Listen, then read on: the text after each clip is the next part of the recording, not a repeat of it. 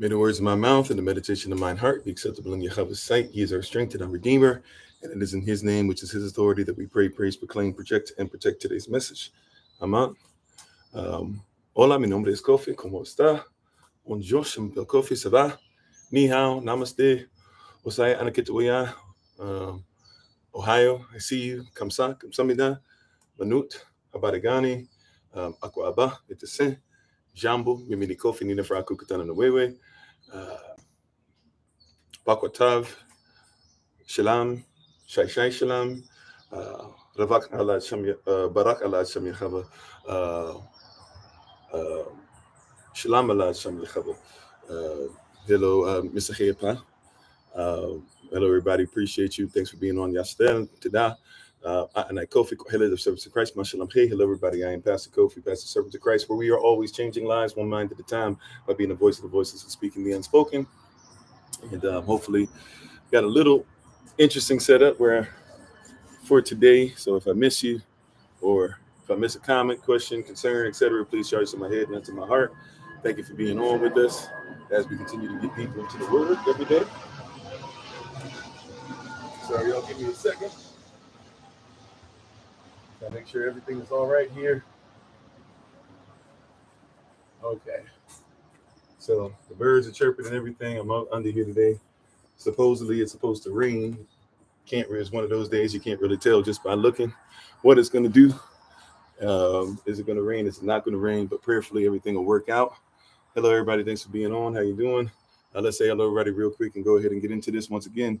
We give all praise and honor to the Most High, Yahweh Elohim. We give all praise and honor to him. For my wife, the Honorable Maya, who lives a life that's able to be honored. You can check her out on TikTok, YouTube, her website, and Pinterest at Bloom and Flourish.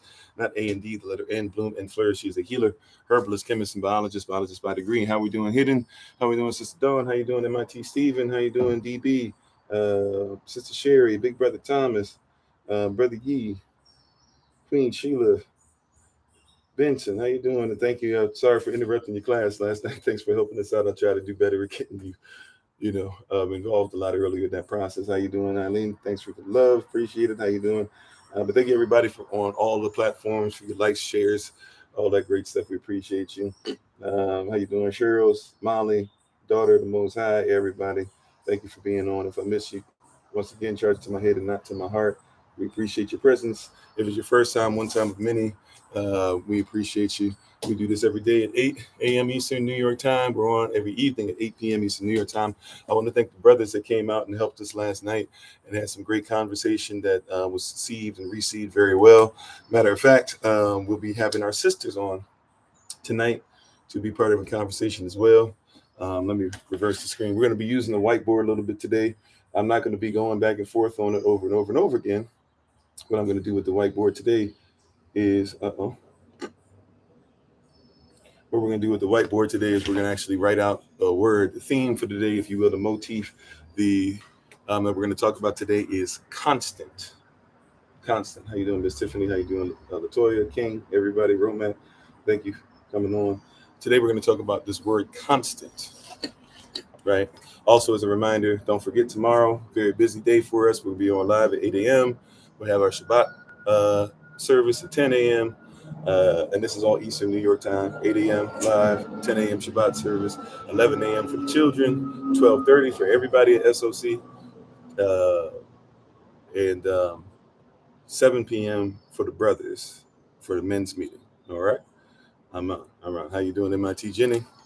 So today we're gonna talk about the word constant, but we're gonna break this word down into 8 steps. Right? There's 8 letters, and so we'll have 8 steps, so to speak.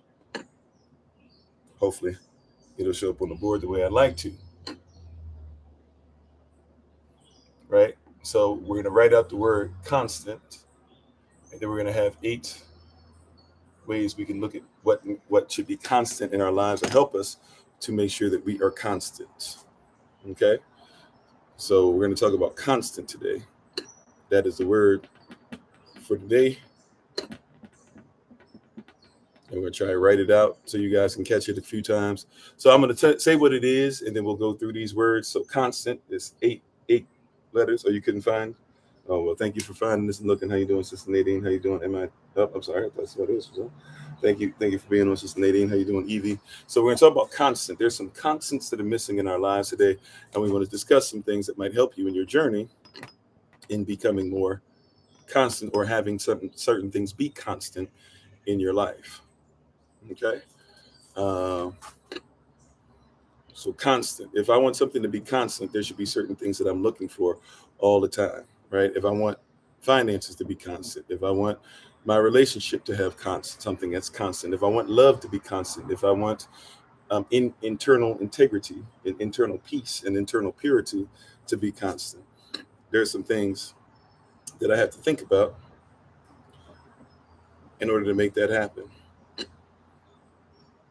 right? And if we're talking about from the prism, first of all, let's remind you this is for educational purposes only. And we're talking about specifically, thinking about what we would do within the diaspora, right? And building a nation, and also building your home. This is stuff that you can take personally and take really in multiple cultures and things like that. But we're always going to have cultural relevance and things we're talking about. Cultural relevance is always something that's necessary to go over. So why not today, right? How you doing, Royal? So when I talk about constant, CONSTANT, and how you doing, Casey, Sister Casey? How you doing, Cedric? Thanks for being on. So when I'm talking about constant, what am I talking about being constant? What must be constant? Well, if something's going to be constant, I'm talking about 8 things. I'm going to show it on the board in a second for you all, but let me just go ahead and I'm going to say it a few times, and then we'll show it to you on YouTube, and we'll show it to you on TikTok, and then we'll show it from time to time. All right. But so constant is 8 letters, and it's going to be 8 words, a word attached to each letter. So the C in constant is going to stand for consistent. The O in constant is going to stand for obedience. The N in constant is going to be nuance, and don't worry, I'm going to repeat it. The S in constant is going to stand for success. Success. How you doing, Sister Nadine? How you doing, Charles? Amen. The T in constant, the first T, is going to stand for timing. Timing. The A in constant is going to stand for appreciate, which we're going to talk about in multiple ways. The N in constant, believe it or not, is going to talk about nepotism. Yes, nepotism, because as much as everybody acts like nepotism is wrong, we're just really frustrated that our families are not dealing with nepotism. Because I promise you, when you start having what you call success, we're going to go over that word success again, as we always do. But when you start having what people call success, I promise you're going to want to make sure that your children have that same type. Right? And then constant after that, the last T of constant is theme. I need a theme. Don't worry, I'm going to go over them again, and then we're even going to show them to you, so don't trip if you didn't get it. I promise you, you'll have plenty of time to make sure that you get these, right? I want you to get as much out of this as you can. Praise God. I have very little room here. Forgive me. I'm trying to see if I can make just a little bit more. Got some stuff back here that I didn't think was going to be that much of a problem. Just going to move it over to the side. All right. So let's try this again. So the word constant, and I'm going to show it to you as well. Don't trip if you haven't seen it, or if you want a screenshot, or if you say I didn't write it out or whatever, just give me a second. All right. So if I'm going to talk about the word constant, it's eight letters, right? Amen. Sure. There you go. Right. It's 8 letters long. So the letter C to start constant off. C stands for consistent. O stands for obedience. Just hang in there. We're going to go over them in a second. I just want to make sure we're starting off on the same page. O stands for obedience. N stands for nuance. The little nuances, the little things that I need to make sure are in place. S stands for success. In order to be a success, you must have a successor. So if you want the next level of being constant, is going to be something that affects the generations coming behind you, right? The first T stands for timing. Timing.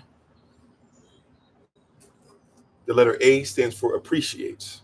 Not just I'm appreciative of life, I like what's going on, but also appreciates in value. If it doesn't appreciate in value, then what am I doing it for, right? If it doesn't make dollars, it doesn't make sense type of mindset, right? And I'm not just only talking financially, but I'm just trying to help you over some things that you guys are aware of. How you doing, Tawana? Thanks for being on, right? N, the second N stands for nepotism. Nepotism, yes, we should pass this on to our family. And just because you're my family, you should automatically get something. If I'm under somebody who's a patriarch or matriarch of the family, if they have success, whatever they have is mine. And if I'm the child or whatever, and I have success because they've raised me and because they put some stuff in, and because we're all family, they should be taken care of as well. That's the way it works. And then theme. What is going to be some themes, right?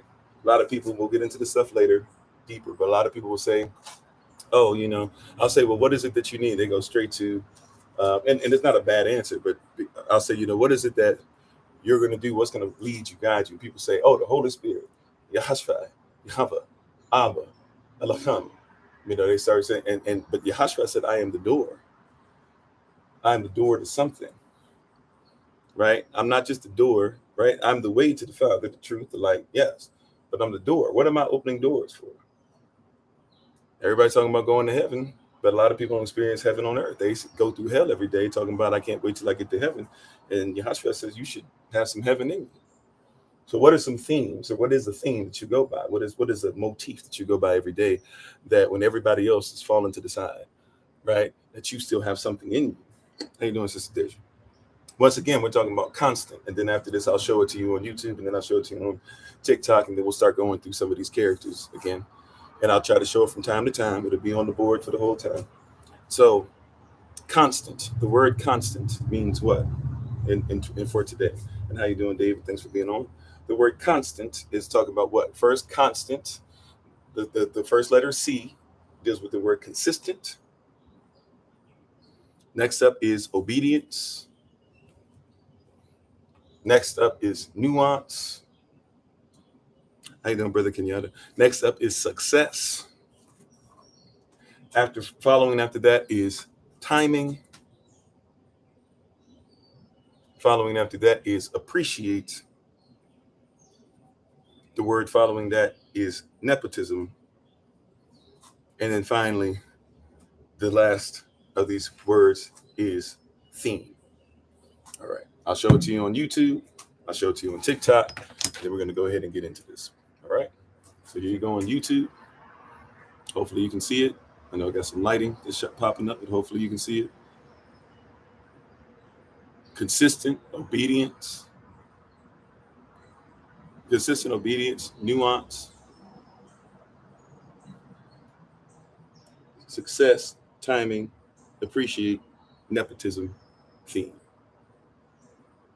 All right. Hopefully you can see it all right, even with all the lighting going on. Okay. For us on TikTok, hopefully you can see it.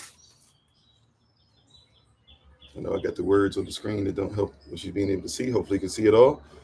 If you want to take a screenshot, go ahead. I'm going to leave it up for a few seconds. You have consistent, obedience, nuance, success, timing, appreciates, nepotism, theme.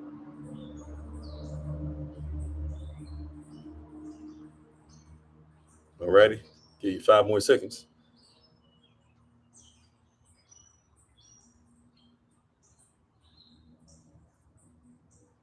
Okay. All right. So we'll be going over this, right? But we're talking about constant. Now, constant is important because our lives should have constant. Matter of fact, if you're experimenting with anything, and how you doing, Zeke? Thanks for being part of the community. If you're experimenting with anything, right? If you're experimenting with anything, you will even realize that you're supposed to have constant, or a constant, or many constants. You might even call them controls in scientific experiments. How you doing? Is it McNugget 305? Thanks for being part of the community. You will discover that having a constant is always necessary. Matter of fact, if I don't have anything that is constant, then I don't have anything to show me where I'm headed, or at least where I am on my journey. Somebody might have missed that, but if I'm going on a trip. Sorry, huh? Wow. Said something dropped, but I can't even find it. Here we go. Sorry. If I'm going to have something that's going to be constant, Or if I'm going to go on a trip, I have to have things that are constant. Matter of fact, I have to have things that I can see. I have to have landmarks on the trip. How you doing, Brother Ali? The landmarks help because they're a constant. They're constantly in the same place. And so I can give people direction based off of these constant landmarks. Right? If somebody removes a landmark, I have to find another landmark. You know, a lot of us, we gotten used to virtual maps. And a lot of us, even before virtual maps, maybe we were never the person that had to make sure that the directions were given or could read a map or even knew how to use MapQuest correctly and all that. So, you know, maybe you're used to something else, or maybe you didn't even know how to tell if you were, you know, something as basic as the positioning of the sun, and therefore if I'm facing north, south, east, or west, right? But really, if you comprehend, you know, trying to get a journey, then you need a constant. Why are there even these numbers on the highways, right? Like, for example, if I'm going up and down on the highway, right? If I'm going north and south, technically speaking, on the highway, then what am I doing? I'm going to find that there's a constant in the number system, correct? What's the constant? What's the constant? This is just some basic stuff. I'm just trying to get some little things to help with the click today. We're setting foundation, but I promise it's going to make sense. If I'm looking for basic direction, and I know I want to go on a trip cross country, but I also know I'm going to go north and south, what's something I'm going to look for in the number systems they have connected to on the highways to tell me whether I'm going north or south? What's something I'm going to find? If I'm looking on signs, if I'm looking on road signs, I'm looking on, what's something I'm going to find? How you doing, Sister Tori? If I'm looking for something to show me a constant, to show me if I'm going north or south on the highway, what's something that I'm going to look for? Something really simple.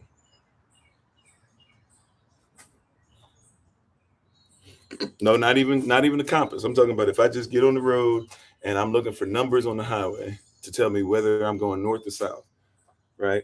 What's something I would look for? Odd numbers, right?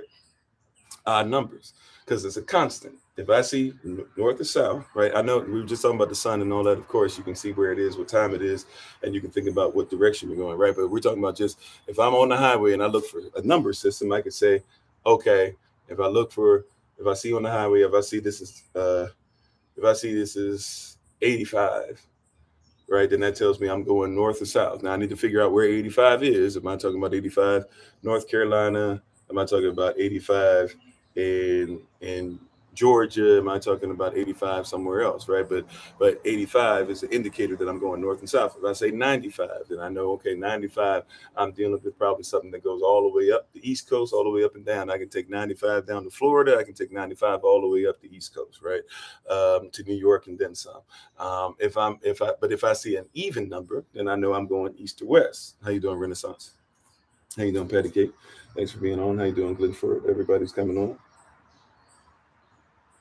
Exactly. If I see the even, I'm going east to west. So if I'm in Chi-Town and I'm getting on 94, that's an even number. That tells me that I'm doing something going this way. Matter of fact, I think I can take 94 to Detroit, right? If I'm not mistaken, I can go 94. It's a 6-hour trip, but I know as long as I get on 94, somehow, some way, I'll make it from Detroit to Chicago or Chicago to Detroit. Even if I don't comprehend even the landmarks I'm looking for yet, bare minimum, right? Even if my phone's not working, right? Even if I'm in I don't know what to do or what I'm experiencing, I don't know, but I know that at least just based off of those two, if it's odd or even, that's a constant. It was created that way to ensure that you wouldn't have to trip off of, I don't have a map, I don't have my phone, I don't have this, I don't have that. Like, even without that, right? A constant is something that can literally save your life or at least start you in the right direction, right? I might not know how to get to from, I hope I'm about to say the right place, how to get from Texas to, or get through Texas going west. But I do know that 20 west, right, is going to help me. See, so now the constant starts coming in even more. What's another constant they put in place? So it's not going to, obviously I know 20 is going east or west. So now I've got to look on there. If I'm going west to the West Coast and I'm coming through Texas, then I might want to look at, okay, what is 20 west? I'm looking for 20W. That's a constant. So even if I don't know how to get to Sedona in Arizona, I know at least start heading that direction And at some point, even if I find the map or I can get directions from a human being, we forgot that we used to actually stop and ask people for directions. Now people who you ask for directions at gas stations and grocery stores and stuff like that, they look at you crazy sometimes because they're like, yo, nobody even asks us what direction to go. We don't even know. We just work here. Right. But it used to be, you used to need direction and even be ready to give somebody direction based off of a constant. Now we're in a society today to where you're not worried about giving somebody direction, but it used to be not that long ago. I know everybody acts like a song from 5 years ago was old, and a song that was pumping 2 months ago, and now nobody cares about that song. That's a very childlike microwave behavior, very immature behavior. See, if you don't have but so many years on you, you might think that that's a really long time ago. What I'm talking about, that might seem ancient. How you doing, Emerald Rose? Oh, you didn't miss a men's meeting. We just had a men's live, but it's on YouTube though. You didn't miss it, right? But you got to realize a lot of us have a microwave and immature mentality. How you doing, Prince? And what I'm trying to tell you is that, and how you doing, Carol, as well, that it used to be, I won't say mandatory, but it was so constant in society that people would need to know directions. Somebody would need to know where you were going. Somebody had to know road names. Like, I don't even know road names, but at least I know where, if I look at it while I'm riding, at least I know. But even as a child, I might not have been able to tell you this road is named this and this and this, but I could tell you, oh yeah, you're hitting this landmark, then make a right and do this. I could do that as a child. And I'd have people say, a spiritual mother of mine, she'd say stuff like, oh, you have great direction, because it was something that I saw that people did. And to be honest with you, growing up, I thought that was something that made you a man. If I can be honest with you, maybe it's part of it, who knows, but it's definitely not, what I thought it was. But I thought it was, hey, men, all the men I knew, they had direction. They had a sense of direction. They would get together, matter of fact, and men who couldn't talk about anything. They couldn't talk about their feelings. They couldn't talk about anything, but they could talk about sports, and they could always talk about what direction you were headed in. Right? Well, we're going to get into that, where we're going to break this word constant down again. Remember, we just broke the word constant down, and we'll have it pop up on the screen from time to time, and I have it on the whiteboard for you from time to time. But constant, we're dealing with 8 letters and 8 words that go with it, right? C for consistent, O for obedience, N for nuance, S for success, T for timing, A for appreciate, N for nepotism, T for theme, right? There's some things that need to become constant again. It used to be mandatory that you had a constant sense of direction. Even if you didn't know where you were going exactly, you at least knew where, the direction to hit it. I might not have known, hey, like if I'm in Virginia, let's say, and I'm headed to New York, I might not have known where Brooklyn was, but I knew, hey, at some point I need to get on 95 North, right? If I was going cross country, let's say to Tennessee, and I was coming from Virginia, I didn't know where Memphis was necessarily, right? If I was going to the base over there, or not over there, but in not Middleton, what is that base? Millington, right? I might not know where Millington was exactly, but I knew I could at least start off on I think 64, right? If I got to Tennessee and I wanted to go up to Chicago from there, before I get to 94, I knew I needed to get on 65, right? There was a constant. Even if I didn't comprehend exactly where the place was as of yet, I could at least head in the direction. Matter of fact, there used to be things that we would do as a family where we might get in the car and nobody really knew. We might take a weekend or 2 or a week or whatever it was, right? People might actually get in a vehicle. They might not even know exactly where they were, where the or what way they were going to take, but they knew. And sometimes you would even take a highway or a route, right, that you were not used to taking or had never taken, but you would still go on the route. This is why, if you've heard songs like Get Your Kicks on Route 66, stuff like that, Route 66 was a crucial place. And a lot of families used to like to go down there because on that route, there were so many different things that you would do. Once people decided to stop worrying about going different directions or even finding out direction, right, then it started to kind of go away, right? And there's other things that happened as well. I know it's not that simple. And how you doing, Dr. Calvis? Thanks for being part of the community. Dub, thanks for being part of the community. I don't know how to pronounce it, Jackalo something. I apologize for not pronouncing it right, but how you doing? Shalom, right? So I'm just saying, we used to go places. Matter of fact, when I go to places where some of my family is from, we go into places where there's no road. When I remember as a little child you going back here, the gravel going to disappear, the street's going to disappear. Eventually the gravel's going to disappear. You're going to be on some dirt. Right? How you doing, Sister Sheena? Yeah, you used to be able to buy maps at the gas station. It was mandatory. They would have a map at the gas station. Now I didn't even think about that, how little you see that. Right? Used to be in every store. You would think that you would see a place where it was going to be maps, and it would be right when you were coming in, because you were supposed to know direction. There was a constant that you would see. There were things that were constant, and so everybody realized how to use a map because it was a constant. Hey, how you doing, babe? My wife is on, the Honorable Maya. Please check her out as always on TikTok, YouTube, her website, and Pinterest at Bloom and Flourish. Not A&D, the letter N, Bloom and Flourish. She is a healer, herbalist, chemist, and biologist by degree. See, what's happened is now things have AAA gave maps as well. Yeah, it used to be there was a constant, right, sense of direction. See, when you have a constant, it helps with your direction. A lot of people say, I don't know what direction to go in. I would submit to you today that possibly it could be because you don't have a constant. If I have a compass, the compass helps because it gives me true north, at least if it's not broken. Right? How you doing, Sister Monica? Now, some people will talk about how the world was flipped upside down, and so north is south, south is north. Let's just go ahead and make it, for today, let's make it a little simplistic. Right? So there's some constants that you must have, and I'm gonna put it up in front of you guys real quick again, and we're gonna start going over these words. So when we talk about a constant, the constant is going to help us with direction. Okay, I'm putting it up on YouTube first, and I'll flip it over to TikTok. How you doing, Sister Patricia? There you go. Sunflower is always going to head towards the sun, right? That's part of the reason why they call it the sunflower. I just learned that, by the way. I just learned that. I was like, if it was a couple days ago, I would have been today years old when I found that out. Right? I used to just think it was a sunflower because it kind of sort of reminded you of the sun, but no. Right? So this is what we're talking about with your being constant.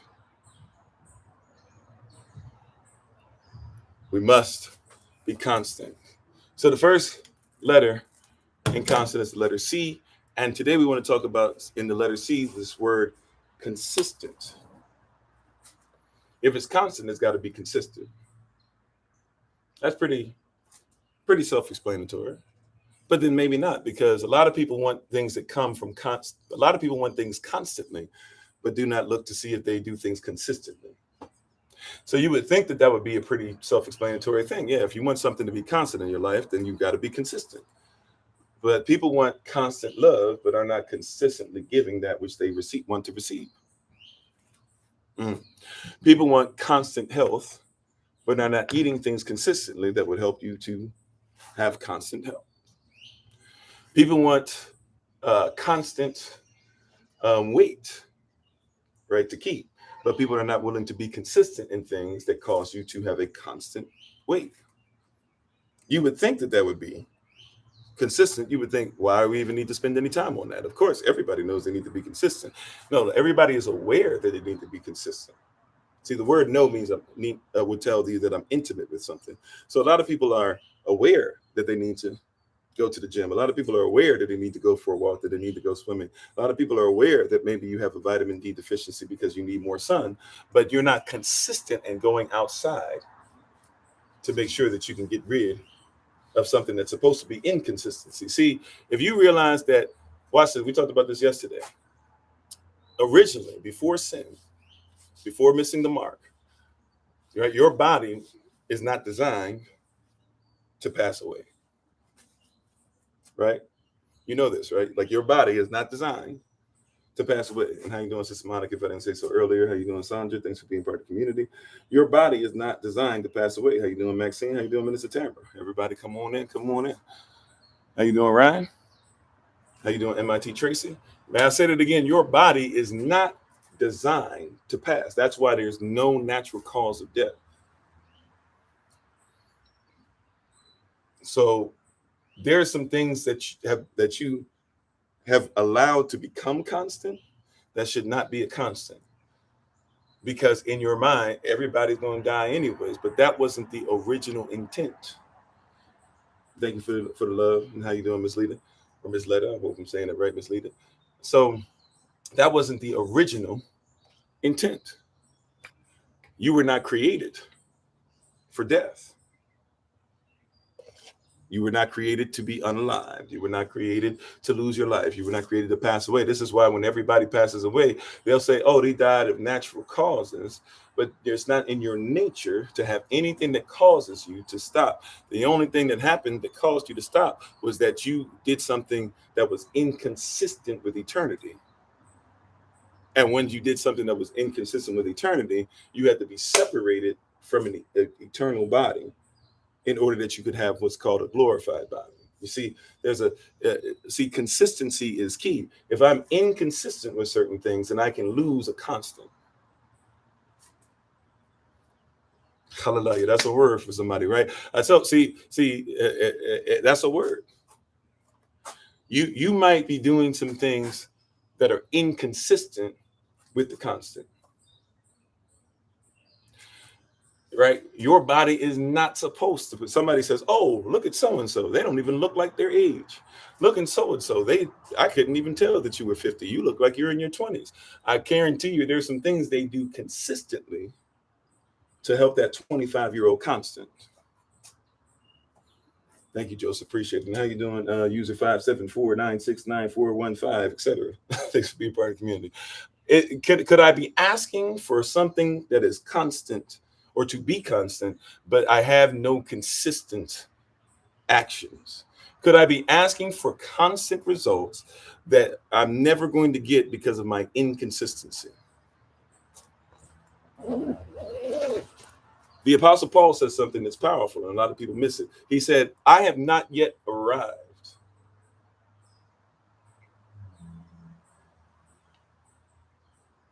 That means I'm trying to hit a constant, but in order to hit this constant, I've got to continue to improve or go through something called working out your own salvation. The word salvation is literally the word salvage with a T-I-O-N on it. Why is that T-I-O-N on the end important? Because T-I-O-N means a noun. It's now a noun, a person, place, a thing.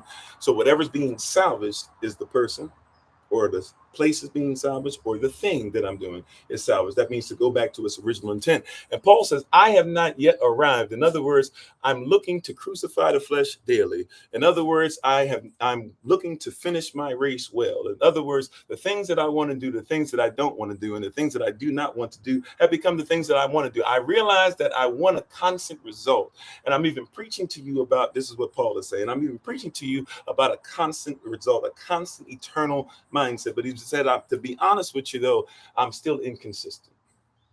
And this is the person everybody says they look up to. Now, some of you guys denigrate him because of what you're trying to make, the word to be, and you don't want it to be a whole word. You want it to be Old Testament versus New Testament, and grace versus works, and all this other stuff. But Paul doesn't think like us. He's thinking about the culture and the proper interpretation. And he says specifically, I need to work on my consistency, or else I will not make it to the constant.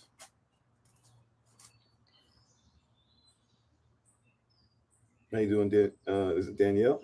Thanks for being part of the community. Cowboy Ken, thanks for being on. Solid salutation. Thanks for salutations today. Right? You said give an example. Don't give broad spectrum answers. I'm giving a specific answer right now, and I've been on, and you've been on for maybe about 2 minutes, so you might want to catch up. And we have these recorded, but if you want to catch up by listening, you're more than welcome to do so. Right? Because I'm not going to be inconsistent in my teaching style because somebody's came on and says, I need you to be inconsistent. See, even in that, here's a specific example for you.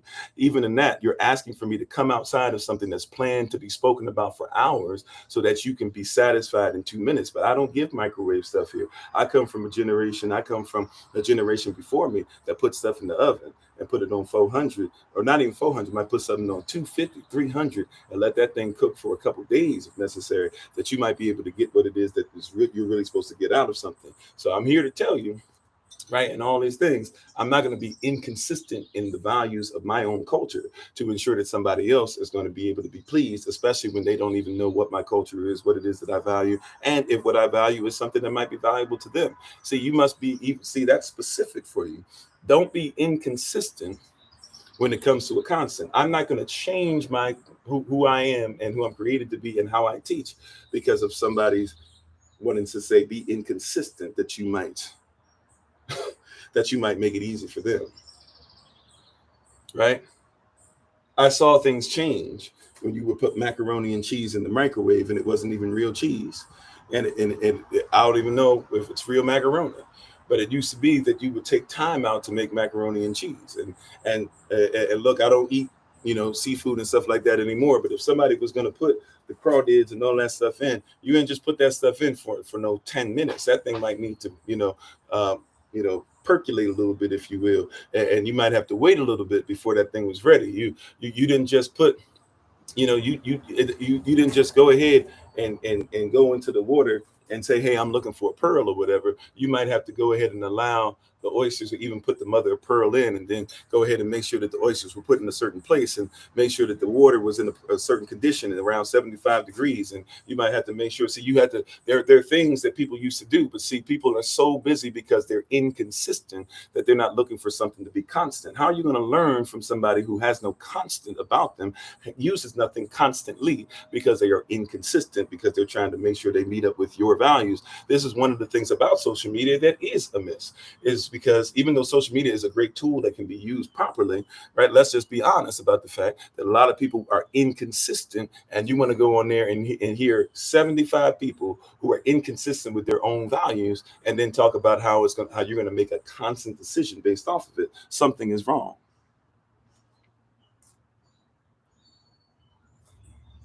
Something is wrong. Is everybody able to hear me on TikTok? All right. Somebody saying they have issues. And if you're somebody who's listening to us, by the way, you can always look on our main page, click on the link tree, and you can find a website, and you can find a YouTube channel right there. Okay, everything's great, Con? All right, cool. All right. So no, we don't have a problem. All right, cool. So look, people are looking for you to be inconsistent. You see that? People are looking for you to not be consistent. The first letter of constant is C, and C for today is going to be consistent. C for today is going to be consistent. It's our pleasure to serve. C today is going to be consistent. Are you willing to stay consistent even when people say change? Right? North, if I'm going to be north is a constant. Now I've got to ask myself, am I willing to travel north no matter what? Last year, we were coming out of Florida after visiting, family down there, right? SOC family down there. And we started moving north. Why? Because we were getting away from the storm. And the storm was heavier. And the storm was chasing us. And the storm was at our side at times. And I had to make a decision. Will we give up, or will we keep going north? And there was frustration going on and some anxiety, because I could have left earlier, but I made a decision to go ahead and stay a little longer, right? And when we stayed a little longer, then guess what? We got to deal with the storm. So I can make a decision now. I'm headed north. How you doing, Brother Allen? Stay safe out there. I can make a decision to keep heading north, because north is constant. The weather's going to stay down in a certain area after a little while. We will outrun the storm.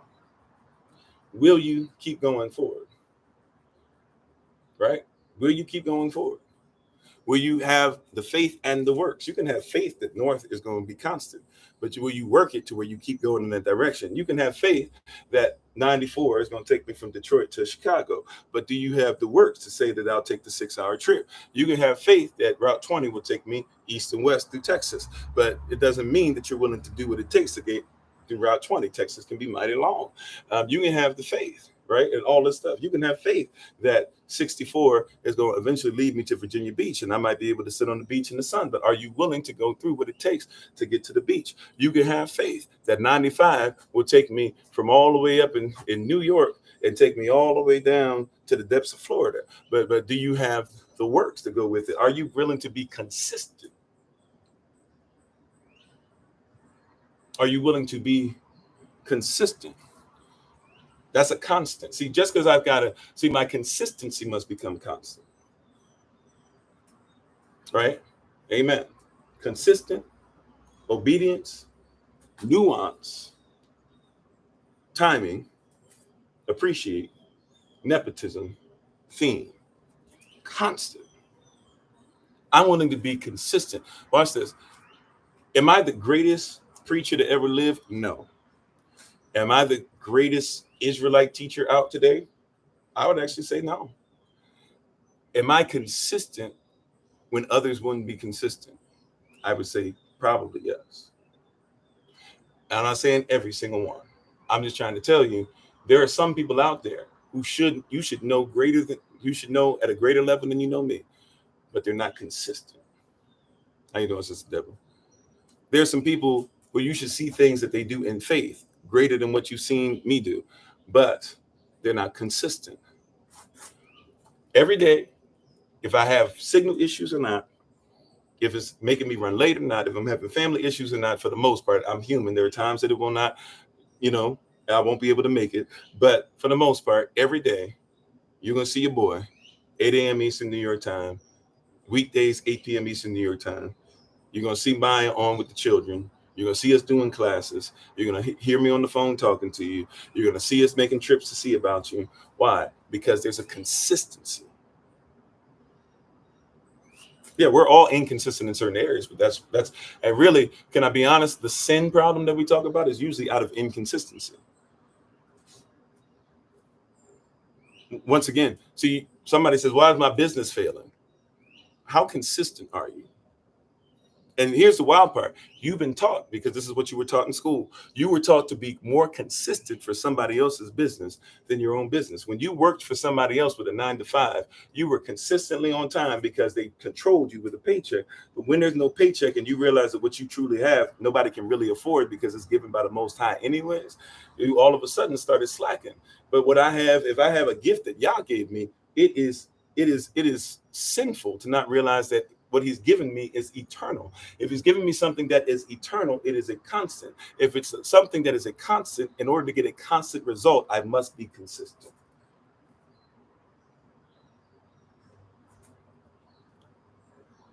Why is so-and-so? This is covetousness, but this is where covetousness comes from.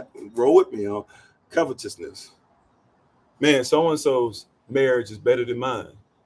Hey, baby, look at how he treats his wife. Why don't you treat me like that? Look at how she treats her husband. Why don't you respect me like that?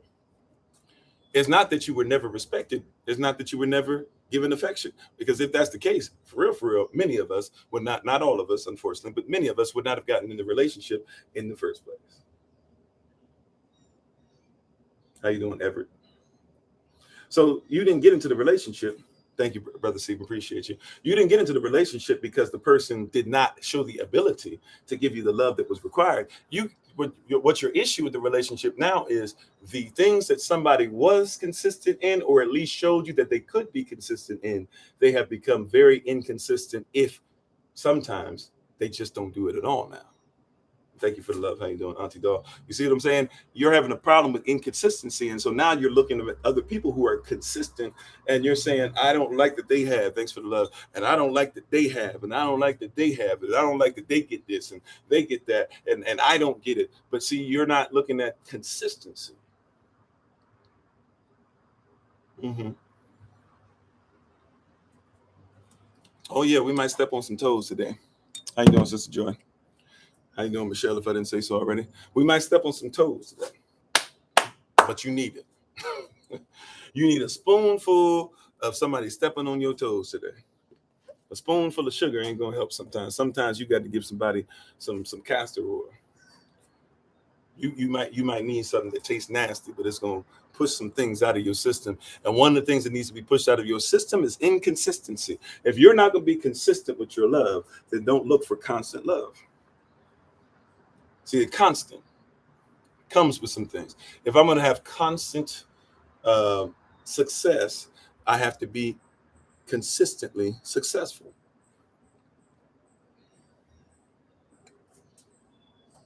Come on, Brother Kenyatta. Bitters do heal. Amen. Right? Get some dandelion in your life. Get some wormwood in your life. Come on. Right? You're going to have to be consistent. And I even like that, Brother Kenyatta, because for real, are you consistently eating things that take care of parasites? Because parasites need bitters.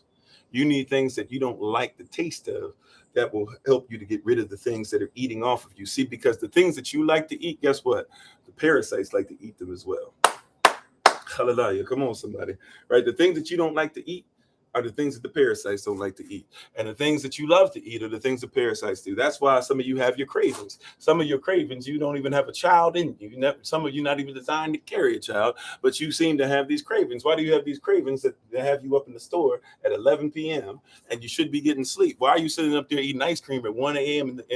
Before the rising, and you trying to figure out what's going on? Because you have this thing where you don't feel loved. And when you don't feel loved, you like a lot of fat, right? If you don't feel certain things, you like a lot of sugar. If you're feeling angry and you're feeling salty, you like a lot of salt. Mess around and let them give you some salty caramel ice cream, and you'll sit up there all night long, not realizing that something spiritually is going on, or maybe even you have a parasite. No, you're not muted, MIT Jenny. If I missed your comment, I apologize. Sometimes TikTok filters the comments. I can see how you do it, Anubis. Grass is green on the other side. Yeah. And if I miss your comments, by the way, once again, charge it to my head, not to my heart. Sometimes I just miss them. Okay. I might miss your stuff, but I promise you, if I can see you commenting, you're not muted. Okay. Uh-oh. Now I'm not even able to scroll down. So it might just be technical issues going on. How you doing, Brother Kofi? And a lot of people have parasites. A lot of people have parasites. A lot. Matter of fact, I would almost go to the point of almost everybody has parasites, which is why cleansing should be a normalcy, right? We should be eating things that are normal. How you doing, One Rim? I don't know what's going on. Yeah, we might just be having technical issues. I'm having issues now, right? So I apologize. I hope I'm not missing. I seem to be missing a lot of stuff.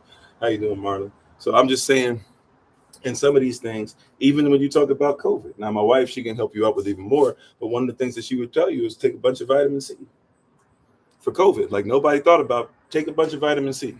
If you get COVID, take a bunch of vitamin C. Or if you don't want to catch COVID, take a bunch of vitamin C. But take vitamin C. You can't overdose on vitamin C, right? That's a constant. You cannot overdose on vitamin C. Your body will just get rid of it. So if you take too much vitamin C, guess what'll happen? You'll have diarrhea. If you have diarrhea, your body, that's a sign. See, people used to die of diarrhea because they didn't have nutrients. But see, diarrhea is an actual sign that says, hey, I'm actually consistent. Like I'm actually now can be consistent in pushing anything out of my body that doesn't need to be there. So you should be making sure that while you're having this vitamin C, you should also be eating lots of fruits, so especially to make sure that your pancreas is ready and make sure that your body can be reshaped, that you can go ahead and push things out. Matter of fact, a lot of brothers, when y'all be sitting there at the urinal, and you be sitting up there and you got to take them extra shakes, that's not a sign of old age. That's a sign that your pancreas is breaking down, and it's been breaking down since your teenage years into your early 20s, and you have never done anything to address it. And so now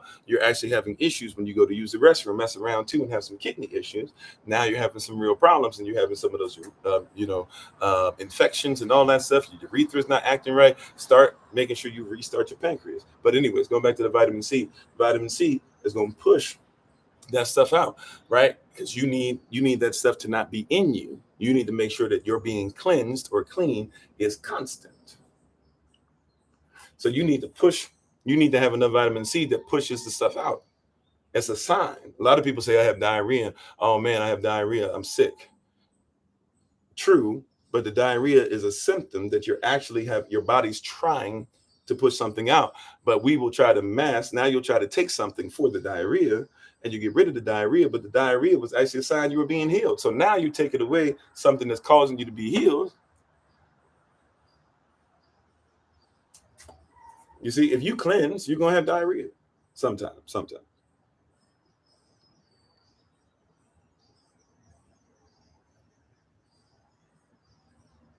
You see, or when somebody's urinating in excess, that's even diabetes or something coming on with signs of diabetes, right? So some people are like, oh yeah, I drink all this water and I urinate all day and stuff like that. You might not want to be urinating all day. Or are you eating any fruit? Because you don't really, the water that we drink, it doesn't even come with minerals and stuff in it. You need some fruit so you can have some H3O2 and not only H2O, because your body's not designed to only carry H2O. Matter of fact, if your body's made out of water and it has a whole bunch of stuff in the water, your organs, bacteria, some bacteria that you need, some bacteria that you do not, etc. Like, why would you be trying to get something that purifies or pushes out the stuff your body needs? Your body needs that stuff. How you doing, Brother Henry? How you doing, Pinky? Thanks for your bright communities. Wago, please forgive me, WAGO. How you doing, Acoustic? So I'm just trying to say, yeah, if you have a fever is what? A fever is something that's a constant as far as it shouldn't be constantly had. Hear what I'm saying? Every time I have a fever, my body is saying something is wrong. So what do? They say, get rid of the fever. You need to figure out, you need to know enough about your body. You need to figure out when your fever goes down. You shouldn't necessarily automatically get rid of the fever. This is one of the things that hurt a lot of children for a while, especially in the early 2000s and in the late 90s. They were giving children Motrin, and I don't know if it was Tylenol, might have been Tylenol, but they were giving a lot of Motrin, and the Motrin was covering the fever, sure, but your baby can have a fever of 104, and as long as they're still moving, they're fine. If your baby's not moving, then you have a problem. But if your baby has a temperature of 104 and is still moving around, then that just means that their body, by the way, if they're a newborn, especially, this is sad, they were doing this to newborn babies, right? But if your baby's a newborn, they're going to heat up anyways. Why? Because they're actually using their immune system for the first time. They never had to use it. Matter of fact, the way the woman's body is designed, when she gives birth, one of the reasons that she used to give birth right side up or staying straight up in a squatted position, right? Look up something called a birthing stool. You guys having women on their back where you're crushing your spine and they're drugging you and therefore drugging the baby, and now you have issues walking and stuff later on in life because they put a hole in your spine and all that stuff, and you've been leaking fluid and all this stuff like that, right? But the baby gets a fever. It's supposed to get a fever. And what would happen is when you gave birth to the baby, right? The baby, you squat it down. The baby comes out through the birthing stool, right? Somebody would usually catch the baby, or they would come into a soft something so they wouldn't hit and smack the floor. But the baby comes out. And what happens with the mother, now they have you guys fast. So this doesn't happen anyways. But what used to happen is the mother, would go ahead, and as she would give birth to the baby, she would also expel waste. She would go number 2. And when she would go number 2, some of the fecal matter would hit the baby. And when the fecal matter hits the baby, guess what happens? The immune system says, the baby's immune system says, I've never had to work before. Mama always had it taken care of. But whatever's going on out here, it's raining some wild stuff out here. We need to go ahead and start, working. And the immune system starts to work. And so the baby will heat up automatic. We don't even think about stuff because that's something that's a constant in the way that you're designed, but we're inconsistent with that constant. See, that's a control. If you talk about an experiment, experiments have to have controls. Scientific experiments should have controls. Everybody's always telling you scientific theory, but have no controls to be even to see if they can even tell you if that theory is actually correct or not. That's a constant. When you were look it up, you did not. It is a new, and when I say new, I know I'm talking relatively new within all time, right, of your being in existence as humans, right? But it's a very, very relatively new thing for you to give birth on your back. Matter of fact, it's not even natural. When have you watched the sisters? Y'all tell me, because I've never carried a baby. So if I'm wrong, you tell me I'm wrong. How you doing, Freeze? Thanks for being part of the community. How you doing, Nicole? So if I'm wrong, you can tell me if I'm wrong, right? When is it that you have had pains carrying a baby and your natural response was to lay down on your back? Y'all tell me now. See, let's look at the constant. We're inconsistent, even with what we're trying to birth, or trying to get bear, or what we're trying to make sure is born. When is the last time that you were sitting up there and you had a pain and you said, and the first thing your body did was try to go backwards? You never had that happen because it doesn't make sense, right? But you're in a system that tries to get you to become consistent against that which is constant. You have become inconsistent with your natural self. Yeah, your natural response was to do this. Your water broke. Where did you go? Ooh, right? I've been there, done this, right? You with your wife, and she's sitting there, and she's walking, everything's fine. All of a sudden, she goes, ooh, and you look down, you hear on the ground, and you go, oh, it's time, right? And she's sitting there like this. She goes, oh, I think my water broke. Let's go. And she's not walking trying to limbo. She's not walking with her back towards the ground. She's walking like this, right? Right? But they would have you believe that the natural state is for a woman to be on her back, to put pressure on the spine. And look, sisters, y'all tell me, once again, never been pregnant. I've seen it, never experienced it. But I've never seen a sister that's pregnant I've never seen, even maybe on movies, I don't know. I've never seen a sister that's pregnant. I can't say never, right? There can be exceptions to every rule. But as far as I know, most sisters, let's just say that, most sisters are not comfortable when you're pregnant on your back. Matter of fact, I remember buying all the pillows, the long, huge pillows and stuff that you had to buy, the body pillows and all that, and you would put part of it under your head, and then it would wrap between your legs, and you would sleep on your side, right? So all of a sudden, the things that you are not, have been constant in your life, the things that have been constant in your pregnancy, the things that have been constant in how you use. By the way, do you not even realize the same muscles that you use to use the restroom are going to be the same muscles that you're going to use to birth the baby?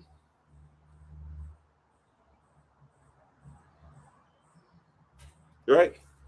Even if you see women do water birth, they don't lay on their back, right? They still are squatted. All of a sudden, everything has been natural in your life, not being on your back. The doctor, though, who's an experimenter, right? Doctors don't administer medicine. They don't cure with medicine. They might administer medicine. How about we say like this? They don't cure with medicine. They practice medicine, right?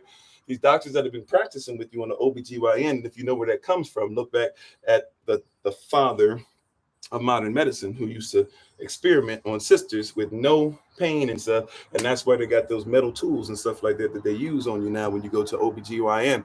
They were experimenting on you then, they experiment on you now, and then when you give birth, they experiment on you then. And they're trying to take what naturally belongs to you and your baby.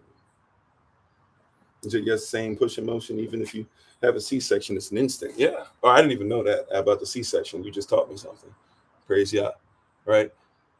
See, it's the same thing. Thank you for the love. Appreciate it. It's this, they are experimenting on you. And so they say, we'll just continue to experiment. Then they cut the umbilical cord. The umbilical cord is supposed to stay connected because especially if you're a first time mother, your milk's not going to come in automatically right away. And it's going to take time. You'll have some cholesterol show up. So guess what? When they say, oh, we got to put your baby on formula because you're not giving milk right away, that's problematic. Why? Because the baby wasn't supposed to be on formula, number one. Formula is only made for one type of baby, one specific baby, and now they're trying to give it to all babies. Number one. Number two, if the umbilical cord falls off on its own when the baby is ready to be breastfed, so the umbilical cord is connected to the placenta, or what people call the afterbirth, and it's supposed to stay there, right, and stay connected. It's born out too. It doesn't just disappear in the mom, right? It doesn't get ate up by the body as a parasite is still in there. Every mother, in a sense, gives birth to twins every single time because the placenta itself is supposed to be something that gives its life. Its whole existence is to make sure that the baby can survive. And when the umbilical cord falls off, by then, usually the mother is ready to breastfeed. But they cut the umbilical cord off. They tie it off. Why did they tie it off? They then take the placenta, they check it out. And once they realize the placenta still has life, guess what they do? They say the placenta still has life. We tied it off. We're going to go ahead and we're going to use the life that we've tied off, try to keep it alive long enough to be able to chop it up into pieces, sell it to somebody else so that they can get what was designed for your child. Something that's supposed to be constant for your child. Still, even after they are born, Yahweh said in his infinite wisdom, the mother's milk is not going to be quite ready to what it's supposed to be yet. The baby still needs to learn how to latch on. Before the baby even starts eating all his milk, let the baby start learning how to latch on and still be fed from what it was so that it can make a transition from being fed internally to being fed externally. It's supposed to be a constant that's there, but somebody has created an inconsistency. The first letter in constant is C. The C stands for consistent. If I'm inconsistent, I can't get a constant result. How you doing, Sister Winetta? How you doing, Sister Letitia? Amen, Sister Nadine. How you doing? Into all truth. See, and y'all is trying to birth something in you. And the way he's created it is inconsistent, or you're being inconsistent with it because everybody has been telling you something that's inconsistent with who you are. Why are we inconsistent? Thank you for the love. Why are we inconsistent with how we treat our sisters? And how you doing, Brother Anthony? How are we inconsistent with our sisters, not realizing that every time a sister's going through her period, right? That's a constant. Now, it wasn't supposed to happen. If you really get into it, you weren't designed for that, but sin happened, right? But every time she has a period, do we not realize what's going on? That there's something that was supposed to live, but is not going to. And she has a garden inside of her called her womb. And just like Abel was offed by his own brother Cain, it said that his blood cried up from the ground. And y'all still could have conversation. Do you not find it do you not find anywhere of you to have empathy for the woman who is having something that was supposed to have life and live eternally, is not going to make it, is not going to have life given to it, is not going to have the seed that's given to it to allow it to go, and therefore because of that it's going to cry up in her ground, and she's going to end up watching life come out of her? That is not natural for her to see life lost. I don't like to watch horror movies. I can't imagine what it is to watch a horror movie once a month, guaranteed, and then mess around and let her sister have endometriosis. Let her progesterone levels be off. That is not natural. It's not in her nature. A nurturer, even, is not in her nature to see something that she should have nurtured, never get a chance. And so here she is going through the things. And the first thing that we do, we were taught to do this, right? We were taught to do this. How you doing, Brother Jermaine? We were taught to do this. But the first thing that we do is start complaining and saying, can you get the blah, blah? Brother, you have never gone through that. Now, you have a period, but because many people masturbate or are very over-sexualized, what happens is that you have, a lot of you have had one wet dream and that's it. Maybe a couple of them and that's it. But see, if you don't have sex, you have a period too. Have you ever noticed that when a man hasn't had sex for a while, he starts getting really ornery and irritated and stuff? You know why? Because those things that are supposed to produce seed and to go into the garden, all of a sudden you're getting to a place where they're not going to be used. And now all of a sudden here you are going through your period. But you see, since many of us are over sexualized, and a lot of single men out there would masturbate before they would go ahead and allow nature to take its course naturally, and you have no discipline in certain areas. I'm telling you from somebody who has experience in that. So I'm not saying you're a bad man. I'm just saying these are things that nobody taught you and nobody held you accountable to. And so in your mind, right, you think that you're supposed to go ahead and relieve yourself, not realizing that you're letting stuff spill to the ground that has no purpose in it.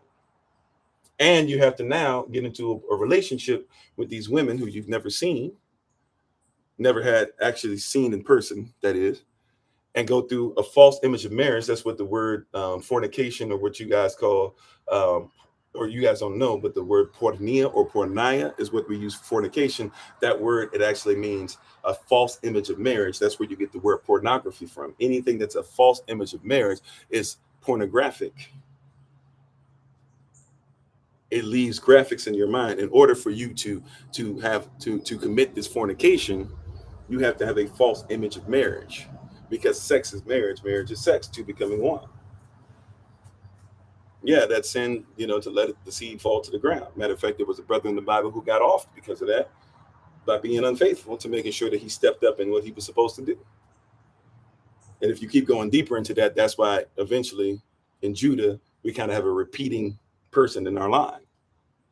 Right? I'll let you study that. Some of you know what I'm talking about, some of you don't. How you doing, Brother Joseph? Thanks for being part of the community. So I'm just trying to say, you got to be consistent. The first letter of constant is the letter C. The letter C, it represents consistent. Amen. I think we got that one nailed to the ground. Praise Yah. We got that Vav in that one. Praise Yah. How you doing, Jay? The next letter in the word constant is the letter O. The letter O stands for obedience.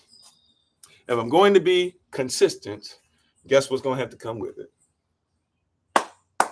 Thank you for the compliment. I appreciate it, Jane. If I'm going to be consistent, guess what the next letter's got to be?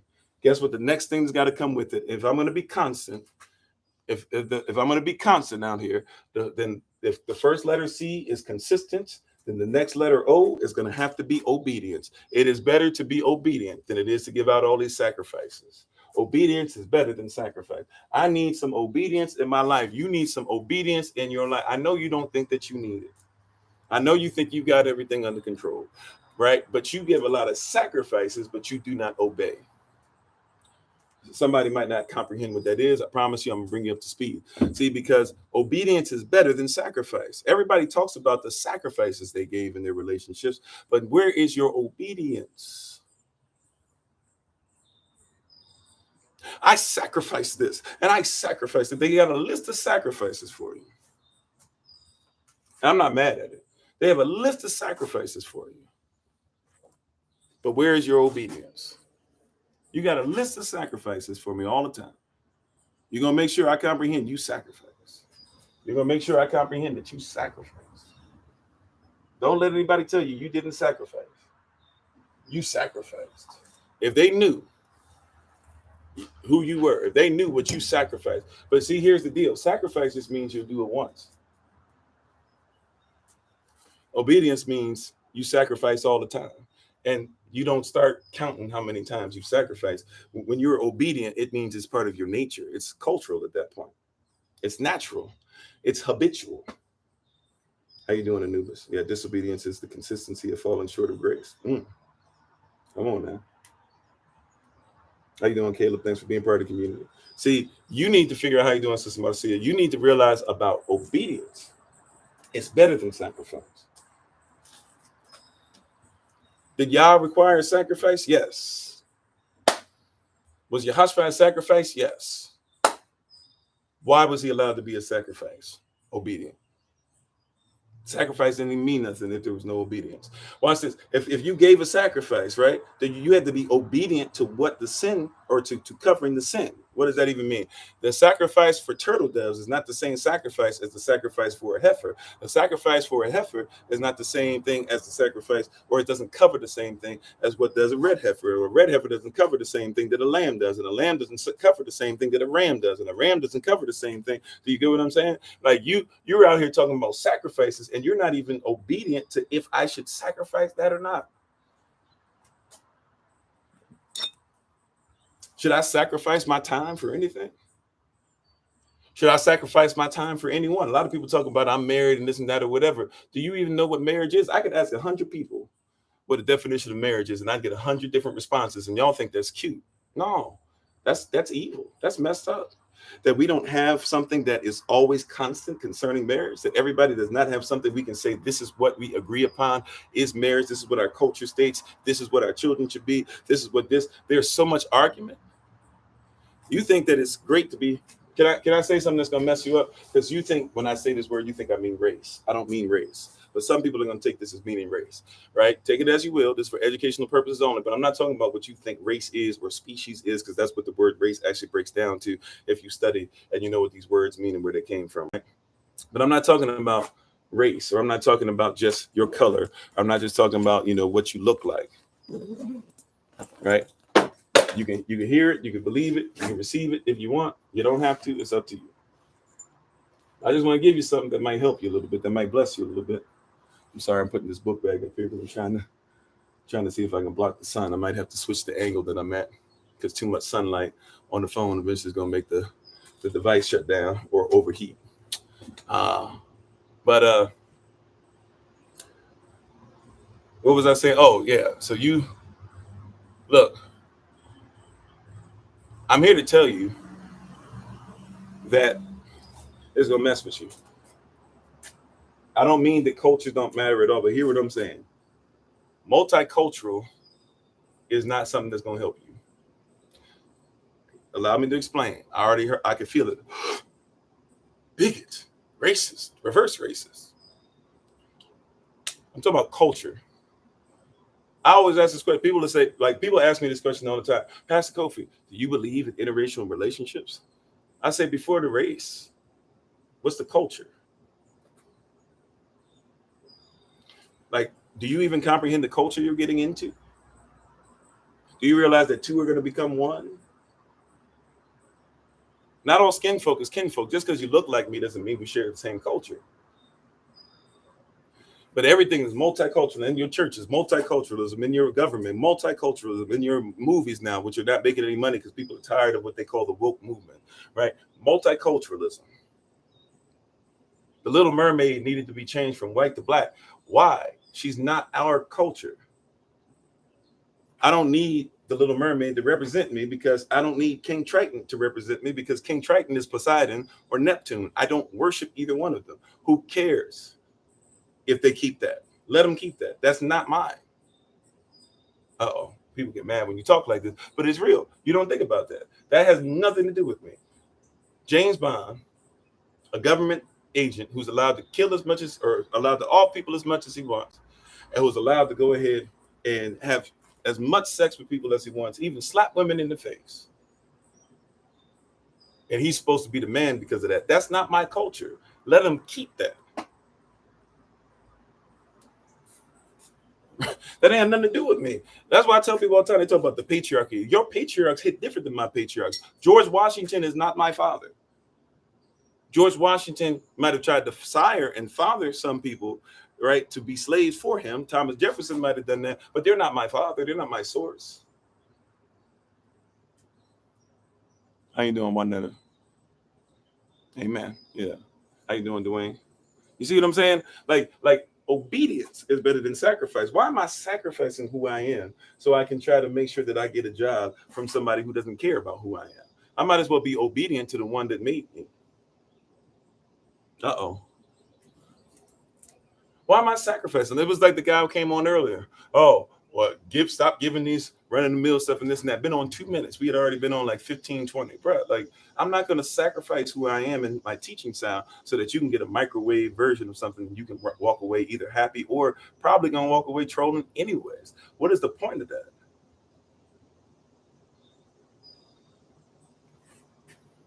See, obedience is better than sacrifice. Question, what are you sacrificing for? Who are you sacrificing to? Are you sacrificing to somebody's not even qualified to be a husband? Why would you sacrifice for that? Are you sacrificing for somebody's not even qualified to be a wife? Why are you sacrificing? Matter of fact, why are you sacrificing and doing this thing called dating? If you know anything that's dated, that's only allowed for a certain amount of time, that's your mind when you come to this. I'm going to go out on a date, but you have no constant.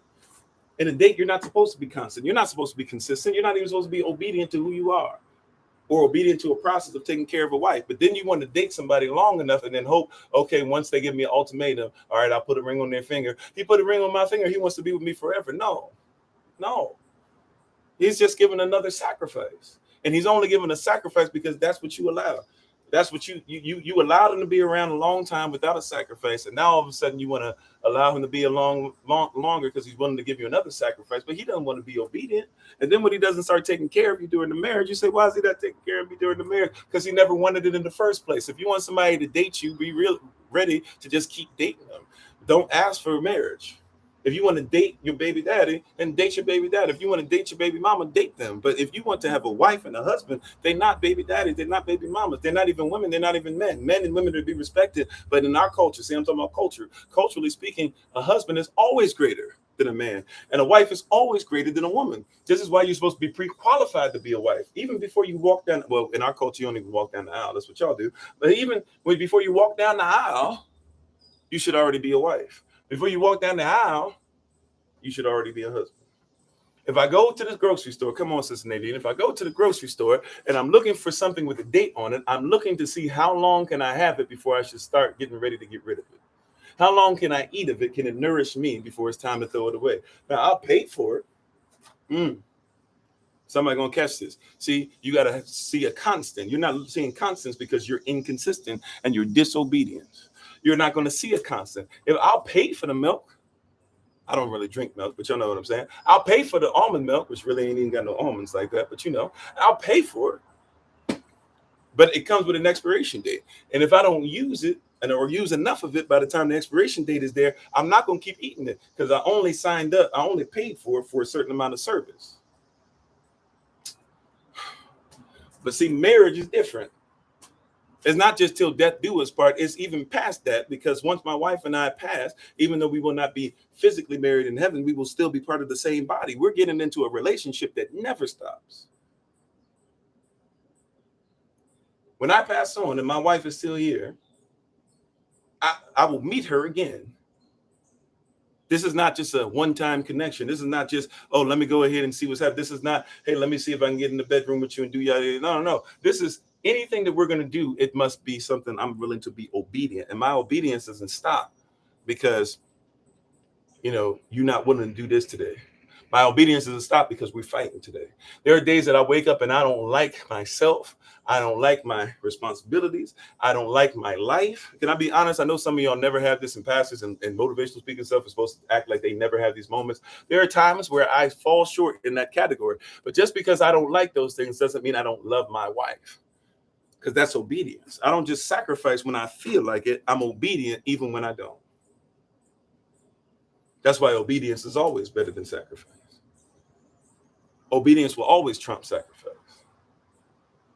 A lot of you all are obedient, but you don't sacrifice. I'm sorry, a lot of you sacrifice, but you're not obedient. Sorry about that. We're talking about the word constant. The letter C in constant is consistent. You must be consistent.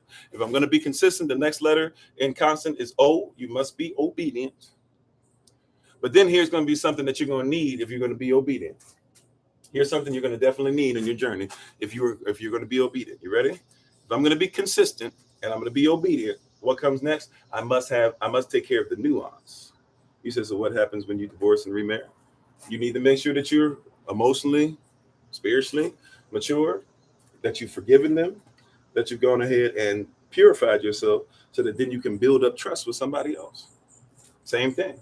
It's going to take consistency. The next one's going to take consistency. Now, if you are done things wrong, or you guys have got divorced for wrong reasons, but especially if there's been infidelity or people have slept with each other or whatever, but I don't know what fornication or adultery is taking place, but at this point, if you divorce and everything, and you're going to be in a relationship, first of all, purify yourself with a relationship with the Most High, right? Be consistent in that. Be obedient in that. Let him be consistent and obedient towards you, so that if any person comes looking for you, they gotta fall in line with what Yah is willing to do for you. It's right. If Yah does these things and he's constant in what he does, then any man that pops up, any woman that pops up, is gonna have to be consistent and constant in the same values. How you doing, Sister Judith? I'm gonna have to change where we are, the angle. Now all of a sudden the sun's coming out, which means that the phone is gonna overheat. Y'all give me a second. I'm sorry to switch this up on you. I'm gonna switch to the other side. All right. I got a whole little setup, so it's gonna take me a second. So forgive me. Let's put a salah right there, right? We're gonna get ready to go into nuance. So we just talked about constant, right? And so now we got to go into, if we're gonna be constant, we got to have obedience. We got to talk about nuance. Give me like a minute, maybe a minute and a half. All right. I promise you, we'll continue. Sorry, but if I don't switch up, the phone will overheat. Once the phone overheats, then TikTok is gonna have a long time before we can get you guys back on. So I don't want to go through all that. Let's just go ahead and deal with this right now. I don't even have to worry about it. Here you go. All right. Give me a second. Hopefully this is helping somebody. We haven't even gotten to the halfway point of this yet. But prayerfully somebody's seeing why we need this. Prayerfully somebody's seeing why we need this. So you got to have a constant. You got to be consistent. Many people are consistent in things that cause death, that don't cause any life. You must have a constant. You must start living in a certain thing with consistency, obedience. And now we're going to pay attention to the little nuances that we might need to have in our lives. Praise Yah. All right, you two, here we go. Let's go around together. Oh, wow. We got so much stuff out here. Praise Yah. Get all these blessings. We got to take care of all of them. Okay. All righty.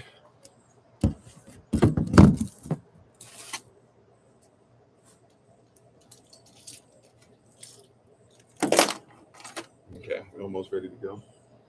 Excuse me, family.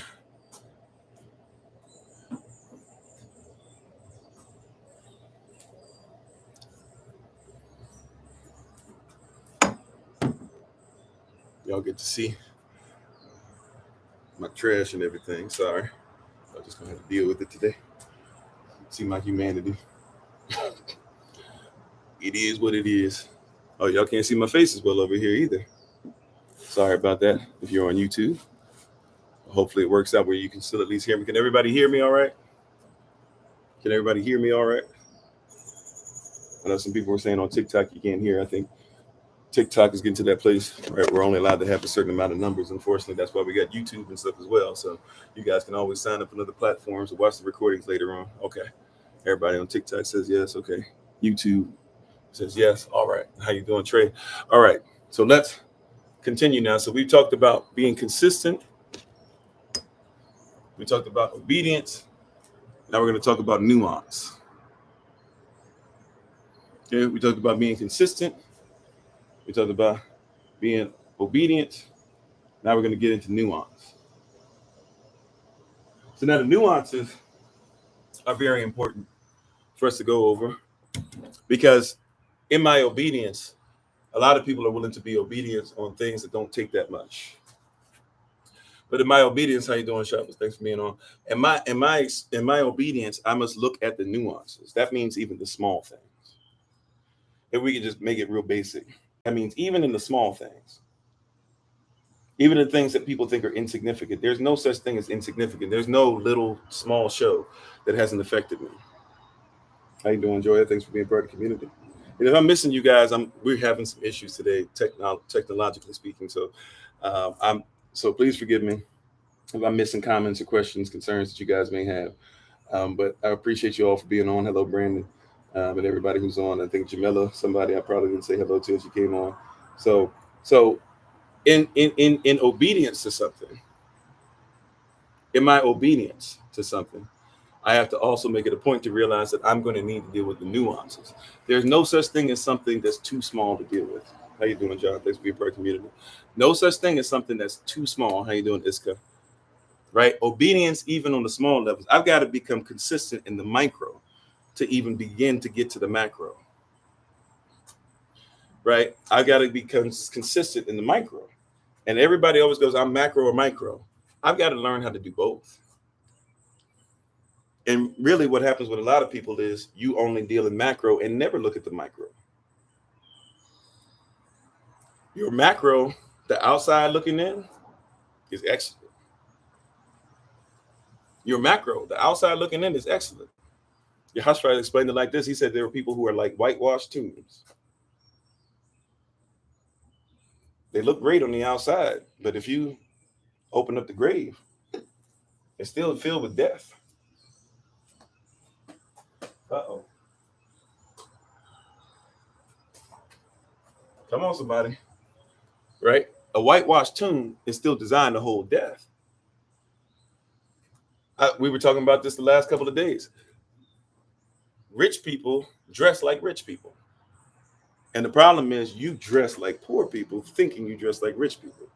If the shoe fits, wear it. If it doesn't, take it off. If I'm talking about you, I'm talking about you. If I'm not talking about you, hey, chew the meat, spit out the bones. What I mean by that is people think that because I dress like $1 million, I must be $1 million. But people who have $1 million don't necessarily dress like $1 million. Matter of fact, people who like Warren Buffett or a Brad Pitt, or at least people that we talk about, many of them do not look like what it is that you think that they should look like on a regular basis. You see them on the red carpet and you make a determination that that must be who they are at all times.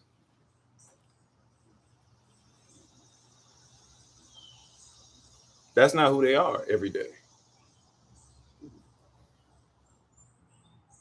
I'm just trying to help somebody. How you doing, Aswad? Grand Rising team. I'm just trying to help somebody. I just need you I'm just trying to help.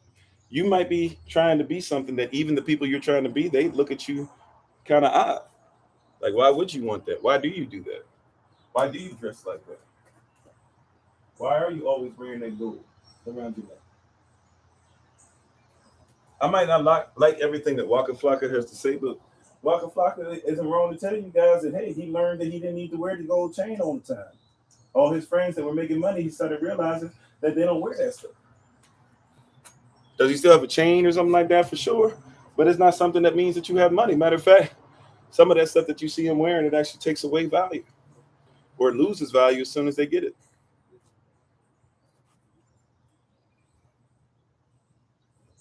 How you doing, Rich Stock Rich? Shalom, notice reality. Right? If a billionaire wants to go to the store like you and I do, they can't dress like a billionaire.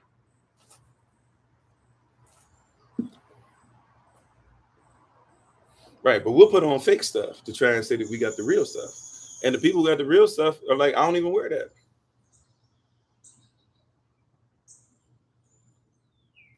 All right, Big Travel. Hope that you do well on your interview. Praise God for the opportunity. You're trying to do something and you're not even looking at the nuances. It's the small things that you haven't learned how to be consistent and obedient in. It's the small things. Like I'm trying to lose weight. What time do you eat? Everybody go into, man, I'm trying to be like so-and-so, and I'm trying to get in deadlift, and I'm trying to go down, and I want to look like this and struggle when I come up. Get that scream and put it down, and everybody claps for me and everything like that. I'm trying to get my stuff to look like this and that or whatever. I want to look like I got the BBL without even having the BBL, even though the BBL, can I tell you something, sisters? The BBL is not attractive. It don't even look right. I don't know. Maybe there's some men that are into it. I'm just being honest. It's, even the nuances, like how you wear high heel shoes, and high heel shoes were not even created for women. They were created for men. Y'all know that? I'm just saying, or how you guys are in the eyelashes, and eyelashes used to be called cum lashes because men, were with prostitutes, and or I've never been in a situation where I've been talking to my boy and we talk about girls and how their body looks, and at any time, even when I was in high school, whatever mature or immature conversation we had, I've never been like, yo, bruh, check out the eyelashes. No, babe, you're not muted. If you're saying something, I'm not catching it. We've been having technical issues today, and TikTok sometimes goes through the comments or whatever, and so I don't see the comments. So if I'm not seeing the comments, I apologize. And also, I just moved a bunch of stuff all over the place, and I'm looking at a different angle now, so I apologize if I missed something that you had to say. But nope, you're not muted. All right, there have been people saying they can't hear from time to time. It's just interesting day to day.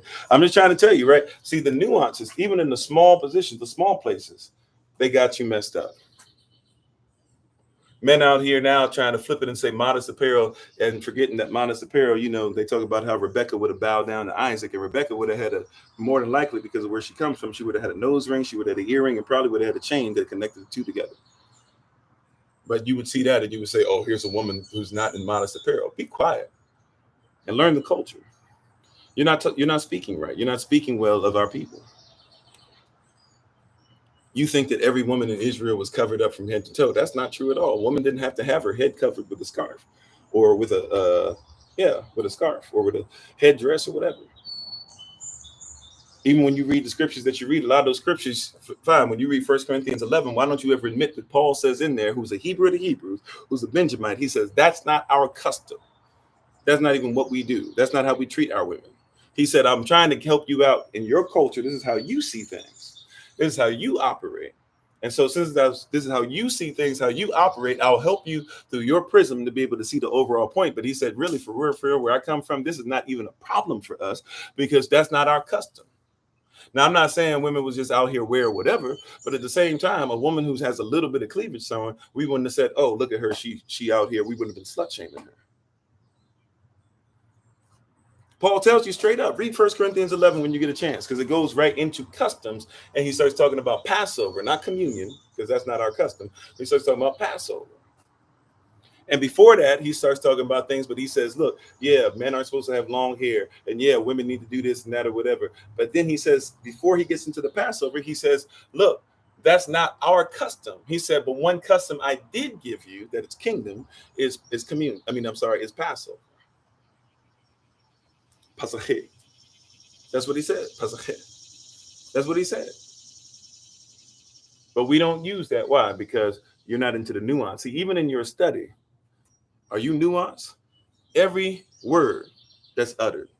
Man should not live by bread alone, but by every word that's uttered. Man should not live by how you feel in the moment, but by every word that's uttered. Nuance.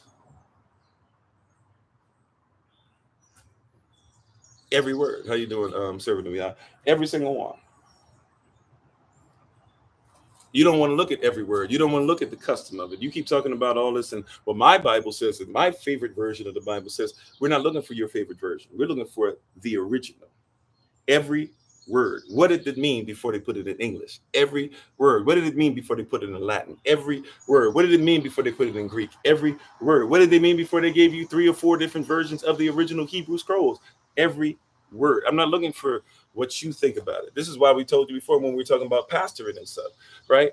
Hear what I'm saying? Even when you talk about you need a pastor and all this stuff or whatever, Yah said, I will send you pastors. Jeremiah 3:15. I will send you pastors after mine own heart. He didn't say I'm going to wait for you to agree on what they're supposed to say.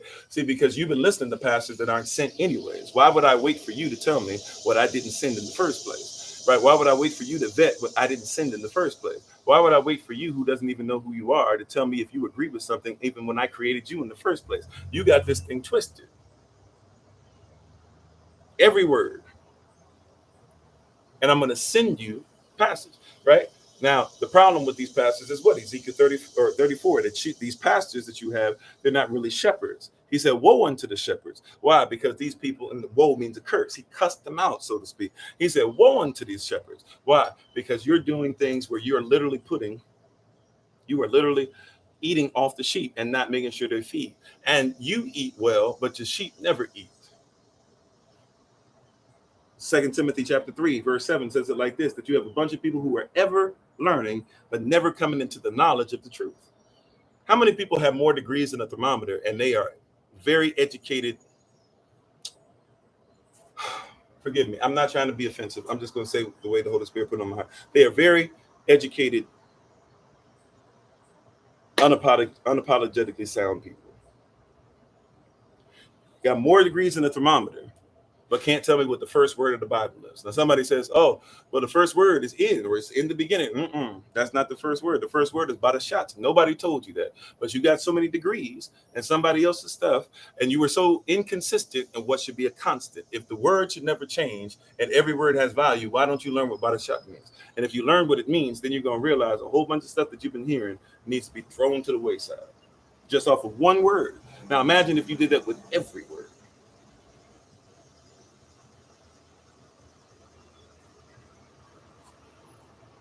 But I have to have these arguments with people who want to tell me why they know this and know that, or they're better than this, or they know what everybody doesn't know, this, that, the third. Well, I might have to move again. That was all the noise I was hearing the other day. It was from them chopping down trees. Okay. We'll see where they stop. Looks like they're going to stop somewhere over near here. Hopefully they go around. If they don't go around, I'm going to have to move again. Let's see what they do. Anyways, every word, consistent, obedient, nuance, every little thing. There's not one thing that's too small to improve in about your life.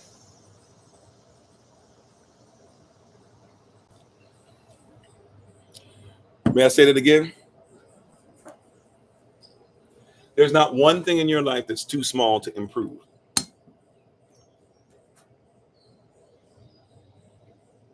Nuance. That don't really matter. Who said? It don't matter what you wear. Who said? It doesn't matter who you marry. Who said? My marriage is a political statement. Who I am is verified by who I'm one with. If I'm going to fight for myself, I'll fight for my wife. If I'm going to fight for my wife, I'm going to fight for my children. If I'm going to fight for my children, I'm going to fight in the community they're going to be in. Who told you that doesn't matter? So you think that certain things are too small and don't matter, or who cares about this? People say color doesn't matter, but then if color didn't matter, that's not a small thing. That's not a nuance. And even if you want to call it a nuance, it can't be too much of a nuance, because when everybody said it had to be one color, nobody had anything to say. Now, when people say, well, I want my stuff to be represented too, now all of a sudden it's something we shouldn't worry about. See, it's something not right.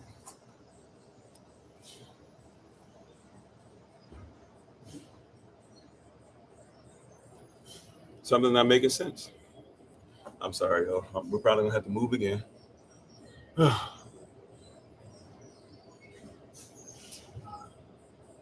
Anyway, we'll keep going if the noise starts popping up. If they start doing what I think they're gonna do, we'll try to move somewhere else. But you gotta be ready, like, for this nuance. This stuff that's supposed to be nuanced. This stuff that's supposed to be nuanced. Is there nuance? What nuance? What are the small things that you haven't tried to take care of, that you haven't tried to commit to? What are the things that you thought were small with your children that now are starting to rear their ugly head? What are the things that should have been constant that are no longer constant? What are the things that you assumed would just kick in just because you're a human being, just because you're nice to people, just because you're a good mom, you're a good dad? What are some of the small things? See, the small things are the things, if something falls through the cracks, we're not talking about something that's huge. Some of you don't even deal with the elephant in the room. That's the problem. But I'm not talking about elephants in the room that fall between cracks. Elephants have to create holes to fall, right? I'm talking about there's something that's splinter size and that you wouldn't deal with, and now it's become problematic. Now it's ruining or running your life. And now it's causing you to stay up reading all types of books and stuff that you never thought you would have been reading before. Nuance. This stuff was a problem already. You should have had a constant um, way of dealing with these things. You should have some things that were constant in your life in order to make sure that you were going to stay on point.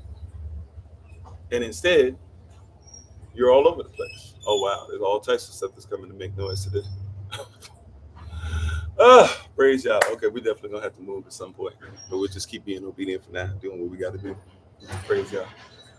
They came with everything today. I don't know what. Actually, there was a tree that fell down here the other day. That must be what they're here to get. All right, never mind. Anyways, let's try to get one more point in, and then I think we're gonna have to go around the other side. So we're talking about the word constant. It has 8 letters. The letter C is for consistent. The letter O is for obedience. The letter N is for nuance. The letter S is for success. The letter S is for success. The letter S stands for success. Okay? The letter S stands for success. Right? Now, when I say success, we say this all the time, so let me make sure, though, just in case somebody's joining us for the first time. In order to be a success, by definition, you must have a successor.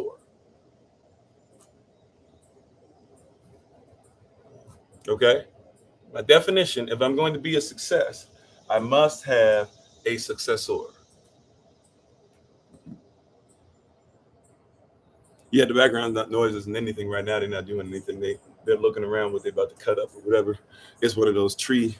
They got people that are going to finish up on these trees and start throwing them into this machine to chop them up and take the wood chip somewhere else. So, but they're ready to go. We'll see. They might wait till the end of the line to do it. You never know. But we'll just be ready to move. How you doing, Nicola? Thanks for being on. Right. So if I'm going to be a success, I must be thinking about a successor. Now watch this.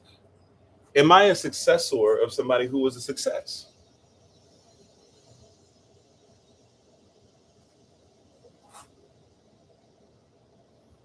Let's even start there. Am I a successor of somebody who is a success? I might not be in the physical, but I am in the spirit. And do I have people that I can attach myself to who can be in what people would call mentor roles and things like that? Or maybe let's just deal with being spiritual fathers or spiritual mothers or people who are life coaches or whatever, right? Pastors, etc. People who you just look up to, people who are big brothers or big sisters, in a certain way, in an emotional, spiritual, or psychological way, right? But anybody who's a success must have successors. Right. And so I've got to become consistent. See, what we're talking about, constancy. This is when it starts developing out of something that's bigger than you. All right. Welcome back, Sister Monica. How you doing? Now we're into a place where what you're doing, is it bigger than you? Is it bigger than you?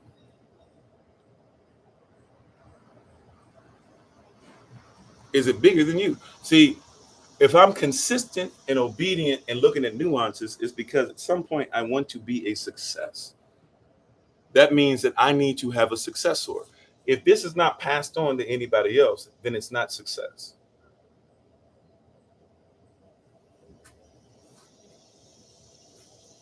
If what I'm doing is not going to be passed on to somebody else, it cannot be labeled success. Mm.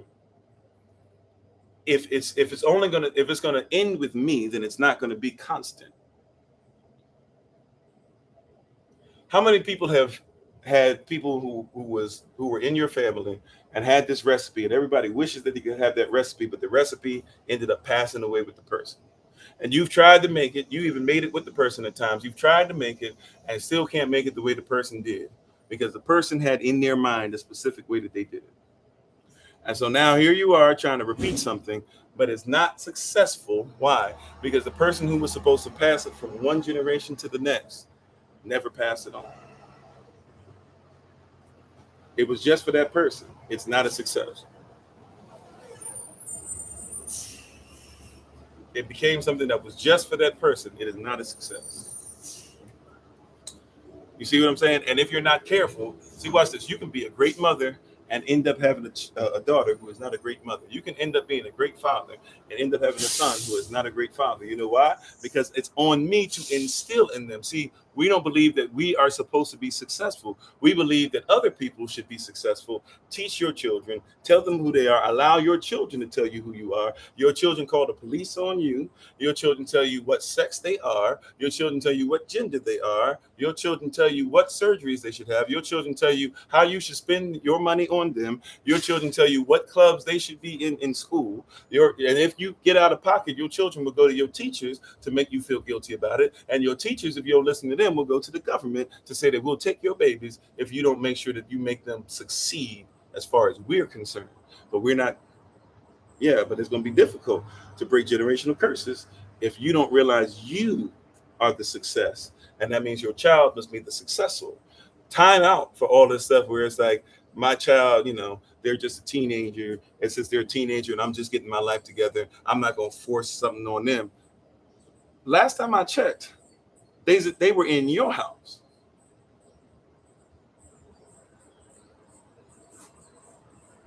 I mean, last time I checked, and the word house in our culture, it doubles for the word family. Mi familia. In mi casa. They're going to tell me what to do. They're going to come to me and say, mira, and tell me what to look out for. No. We don't do that here. Right? I don't care if you're 75 and I'm 102. If you in my house, as long as I'm your pappy and that don't end, there's certain things that just you gonna do. And I've got to institute these things in you while you're young. And people say, but I don't want to brainwash them. I don't want to do. What do you think the school does? I want them to be an individual. There's no individual without a society. There's no society without an individual. What are we talking about? All right, we wish you well on your interview. Praise God for it. Hallelujah, right? A lot of people with interviews today. Praise God. I'm just trying to tell you, we have a lot of issues. We have a lot of things we're holding on to. We have a lot of things that we're trying to institute that are not of Yah. They're not His will. They're not His will for your child. But we are allowing this stuff to happen. But you are the success. If you are the success, that means that you're creating successors. Stop talking about your child has free will, means that they have the right to tell you what to do. I'm going to help you. Watch this. If you're my child, am I not supposed to help you develop free will? I even heard somebody the other day, this is how wild it's gotten. I heard somebody talking about the other day, you got to understand that English is spelled because we spell words. I get what they mean by that. I even agree to that to a certain extent. But then this brother started talking about, well, when you say I have free will, what you're saying is that everybody gets to control me. What? I'm dealing with a brother that obviously is hurt and has never had anybody talk to him about how to develop his thought process. Like, where did we get this? I was listening to something this rising. My wife and I were listening to it. Really, I was listening to it. I came out of the shower and everything, and then I was playing it too loud, and she happened to listen to some of it. But I was listening to these an interview with a girl. I even forget the name of the guy. The guy is somebody who misappropriates culture and has made money off it, as many people do, whatever. But I was listening to this girl, and she was sitting up there talking about how she basically has all all these guys and she won't give it up to them or whatever. And she looks at men as a business. And what she's doing now is she's going around teaching girls how to make sure that they look at men as a business. And I won't even hold you to a certain extent because there's some business when it comes to marriage, but I don't look at a woman as a business. You shouldn't look at a man as a business. But nevertheless, but then watch this. I started listening to her conversation or listening to her because I want to empathize. I always want to try my best if I can to have empathy be close to the start of my listening to somebody. And as I'm listening, she starts off by saying that her parents were both in the streets. They both disappeared out of her life. Father ended up in jail. I forget what happened to the mother. And she said she started realizing that there were men that would do whatever she wanted just because they thought that she might lay down with them. And so they start, basically throwing a bunch of money at her. And so I'm thinking to myself, okay, young girl, she's talking about, so she must have been, 18, maybe she young, 16, 17. She said at 13 years old, it started when she realized that the UPS man or something like that would come by and start giving her money or whatever in hopes of being able to sleep with her. First thing that happened to me as I realized you are not going to be a success because your parents weren't a success, because you're making a whole statement and trying to teach women this. And watch this. You don't even realize that those men, they were into pedophilia. They were messing with little children. You were a child. We were talking about this last night, where I was talking about that there are brothers who get messed over by teachers, and we pound them, we dap them up and say, yeah, man, if I was your age and got a chance, man, I never had a teacher come at me like that. That little boy has been messed with. He's been dealing with SA. Somebody messed with him. They took away his innocence. That's not something that should become celebratory in our lives or in our walk. He got messed up. His walk with women, with marriage, with relationships, from this point on, it will always be messed up because somebody messed with his innocence. How you doing, piece of y'all? How you doing, music? But this is this little girl's conversation in her head is that, hey, at 13, so she says, the way the story was going, I don't necessarily know if I agree with everything or believe everything she was saying. From what she's saying, she barely has sex or whatever. She just knows that these men will pay. To a certain degree, some of the stuff she was saying doesn't add up. But at the end of the day, let's just say she's 100% accurate what she's saying. She still doesn't realize that her lack of having a success, watch this, she has a constant that should be that she as a little girl was protected. But as a little girl, she was out there by herself. And now because she was out there by herself, she had to start trying to make grown woman decisions of being a little girl, and grown men, watch this, who weren't looking at her as a wife or anything. They were looking at her as somebody that they can control. She doesn't realize, even if she's making the money, she doesn't realize that some of these brothers can afford to give you a little extra here or there or whatever, but you're just the side piece anyways, and they're hoping that you will become the side piece all the way, right? And then maybe they give you a little more, but you're not even the wife, right? Then the money is something they're using as control. And a lot of brothers are growing up like this. A lot of brothers are growing up like this, where you think that as long as you make paper and there's these women that'll just bow down to you, then that's all there is, not realizing that these women can't stand your guts. But hey, can I be, I'm sorry, I'm gonna be frank. I'm gonna be really frank over here. I apologize for educational purposes only. I'm gonna be frank with you. But some of y'all need to hear it like this, right? Like, she can't stand your guts, but because you make a bunch of money and you'll pay for a bill, she'll let you get up in hers. But don't think that just because you can get in, I'm just speaking crass like y'all do. Don't think that just because she'll let you get in them guts doesn't mean that she likes your guts. You hear what I'm saying? Like, and you think that this woman gonna be down for you, but you'll realize as soon as the money's not there, then you say, yeah, these women ain't loyal. But you weren't looking for loyalty. You were looking for somebody you could control.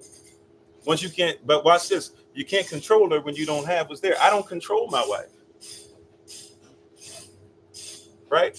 I've never been able to control my wife. I'm not trying to learn how to control my wife. I love my wife the way my wife is.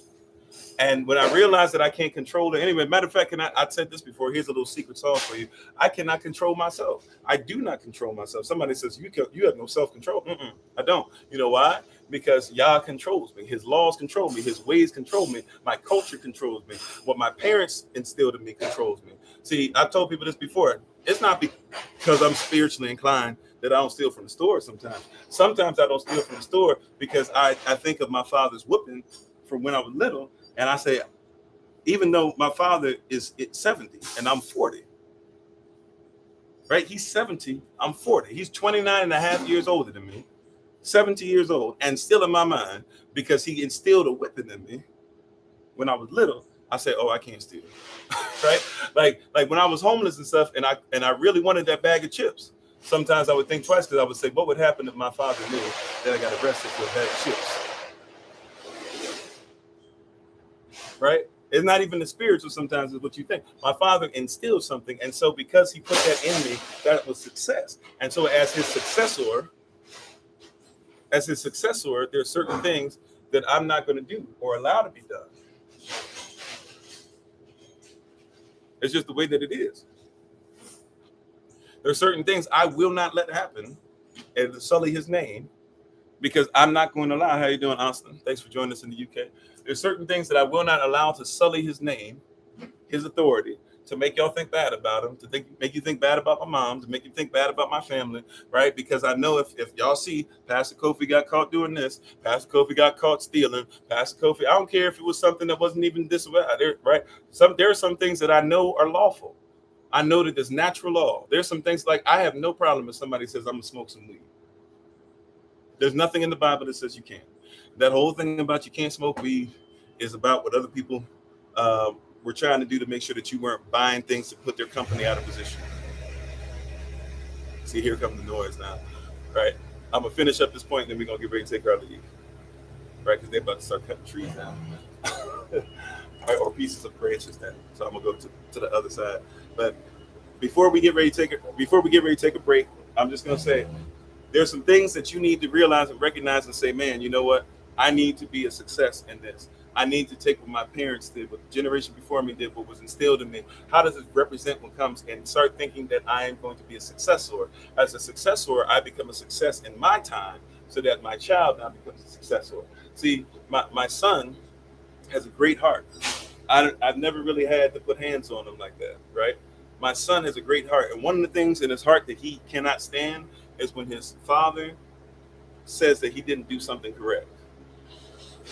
So I speak things to him, and I put things in him knowing that's his heart. Different children have different personalities. For him, I can speak directly to his heart and just teach him things, and I can watch things with him. We can have honest and open conversations about what he's watching, up to a certain extent. I don't let him watch everything, but we can have open and honest discussions even at 8 years old, because we realize there's certain things that are going to be there. And I'm putting those things in him now because I want him to be a success. I kiss him on his forehead now and say, I love him. You know why? Because I never had a father that did that for me. Now, I'm a successor of my father's work ethic. I'm a successor of my father's treating his wife correctly. I'm a successor when it comes to my father taking care of his children. I'm a successor to my father making sure that he took care of his family, right? I'm a successor even in my father loving his wife before he loves anybody else, including when his family started tripping over his wife because of the whole colorism thing. She was light skinned, he was dark skinned. He said, well, I'm done with y'all, I'm out. I'm a successor of those things, right? He taught me a lot, but he didn't say I love you. So guess what? I have an opportunity to be a success in my generation so that I can have a successor of my generation. I've got to make that a constant. So every day, my son is going to get a hug. He's going to hear I love you several times. He's going to get a kiss on the forehead. He's going to have his father playing sports with him and doing whatever. He's going to get homeschooled. He's going to get a lot of stuff that I wish I had, because I need him to be my successor in order for him to be a success in his generation. Right? I'm a success in my generation because there's certain things I picked up from my father as his successor. Well, as my son's going to be my successor, I must become a success in different things in my generation.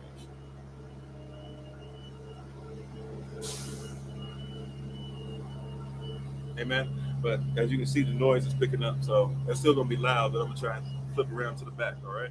So if y'all want to just hang in there, if y'all don't mind, we'll take a quick break, maybe 3-4 minutes, and I'm going to just take everything that's here, minus my stuff that was charging, but I think we have enough charge to make it to the end. I'm going to take everything else on this side. We're going to move over to the other side.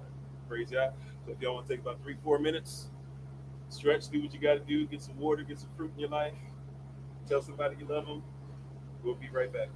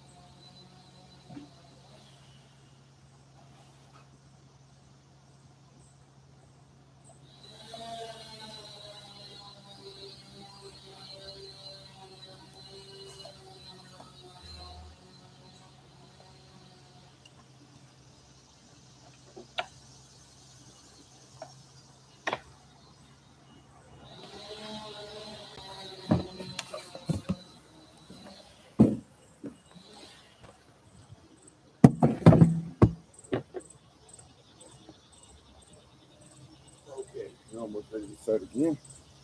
Thank you for your patience. There's one thing that happens when you're on location all the time. You got to be ready.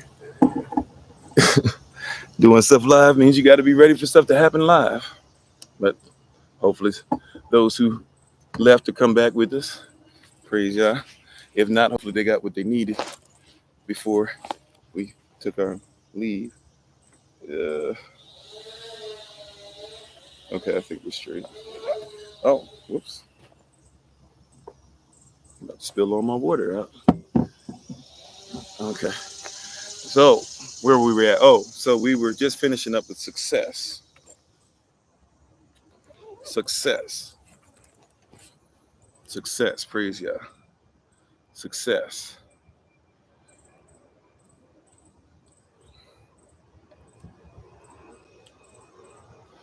How you doing, Tamati? Or is it Tamatai? Not sure. How you doing, Gregorio?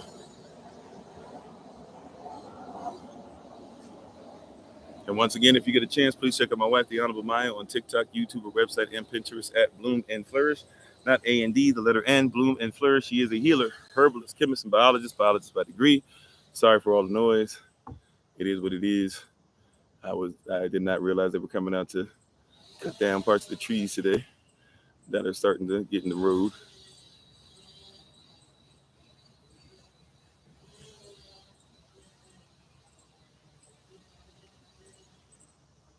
And how you doing, Seven Beloved? If you're still on, thanks for being part of the community.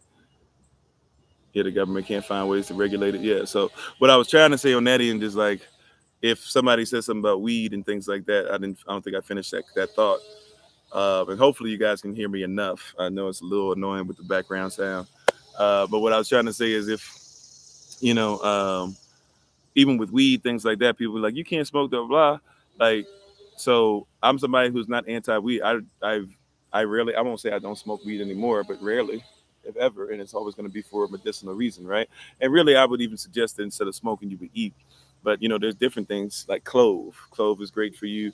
Like mullein is great for you. There's a lot of stuff that you can have. People say, oh, don't do it. Even tobacco, and it's natural, right? Like the problem with cigarettes is not so much the stuff, and reason why we usually smoke anyway is because we're trying to breathe in and out to calm ourselves down. That's why people get addicted in the first place. It's not just the poison nicotine. Your body rejects it initially, but calming down and then having tobacco come in. But tobacco in and of itself, just by itself, naturally, is all right.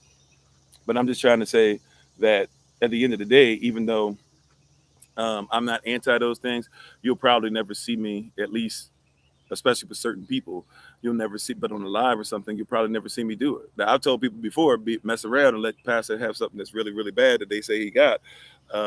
If it's part of my regimen, you might have to see your boy do it.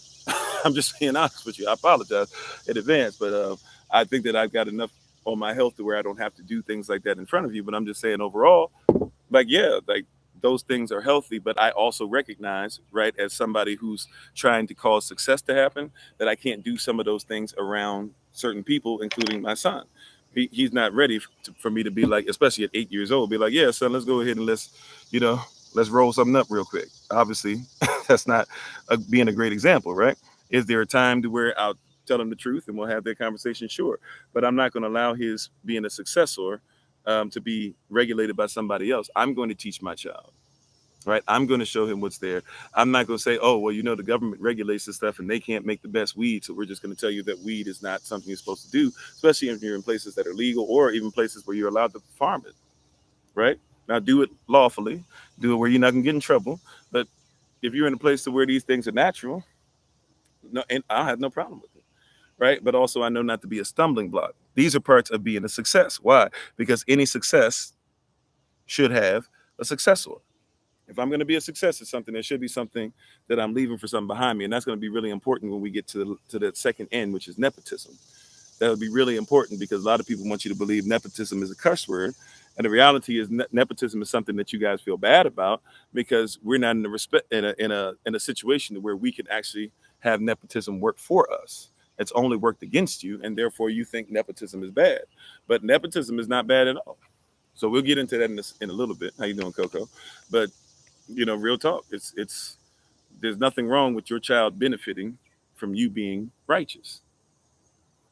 If you believe that you're the father, you say this all the time. I'm Yah's child, so he's going to bless me with this, and he's going to make me the head and not the tail, and I'm above and never beneath. That's nepotism. But I'm skipping over some stuff. We got two more to put in place before that. So we're using this word consistent today.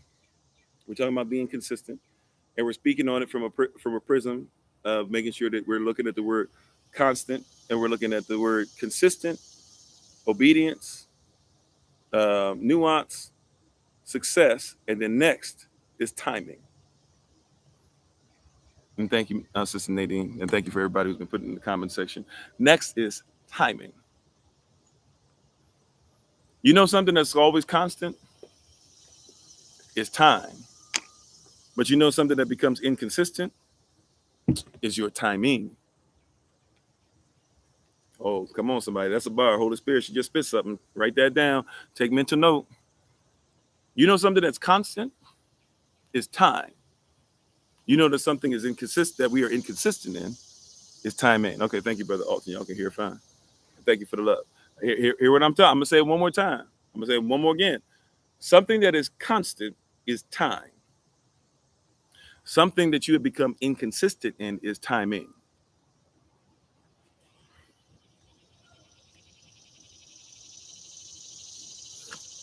Time waits for no man. Time is not prejudice. Time is not racist. Time is not bigoted. Time is not a misogynist. Time is not a misandrist. Time is created. Time is not something that you should be working for. Time is something that should be working for you. Mm-hmm. Time does not have any control over you. You should have control over time. Now we got to start having a conversation. See, we're talking about this word constant. First of all, I got to be consistent. Then I've got to be obedient. Then I have to start looking at the small things, the nuance. Then I have to make sure that I'm looking at being a success and everything I'm doing, what it's going to do for the next generation. But now, see, I told you it was going to make a bunch of noise. If I had stayed over there, it'd be even worse. Now, we're getting to a place of where what? Now we're getting to a place where we have to actually start thinking about what? About time. Time. Time is a constant. The same amount of time that it took you to be hurt, hang in there. Because the same amount of time it took you to be hurt, it can take you that same amount of time to be whole. Wait a minute. The same, matter of fact, it might have taken me 10 days to be hurt, but it could turn around for me in one day. It might have taken me 25 years to end up in poverty, but I could end up getting one opportunity in time. How many times in time have you been on time?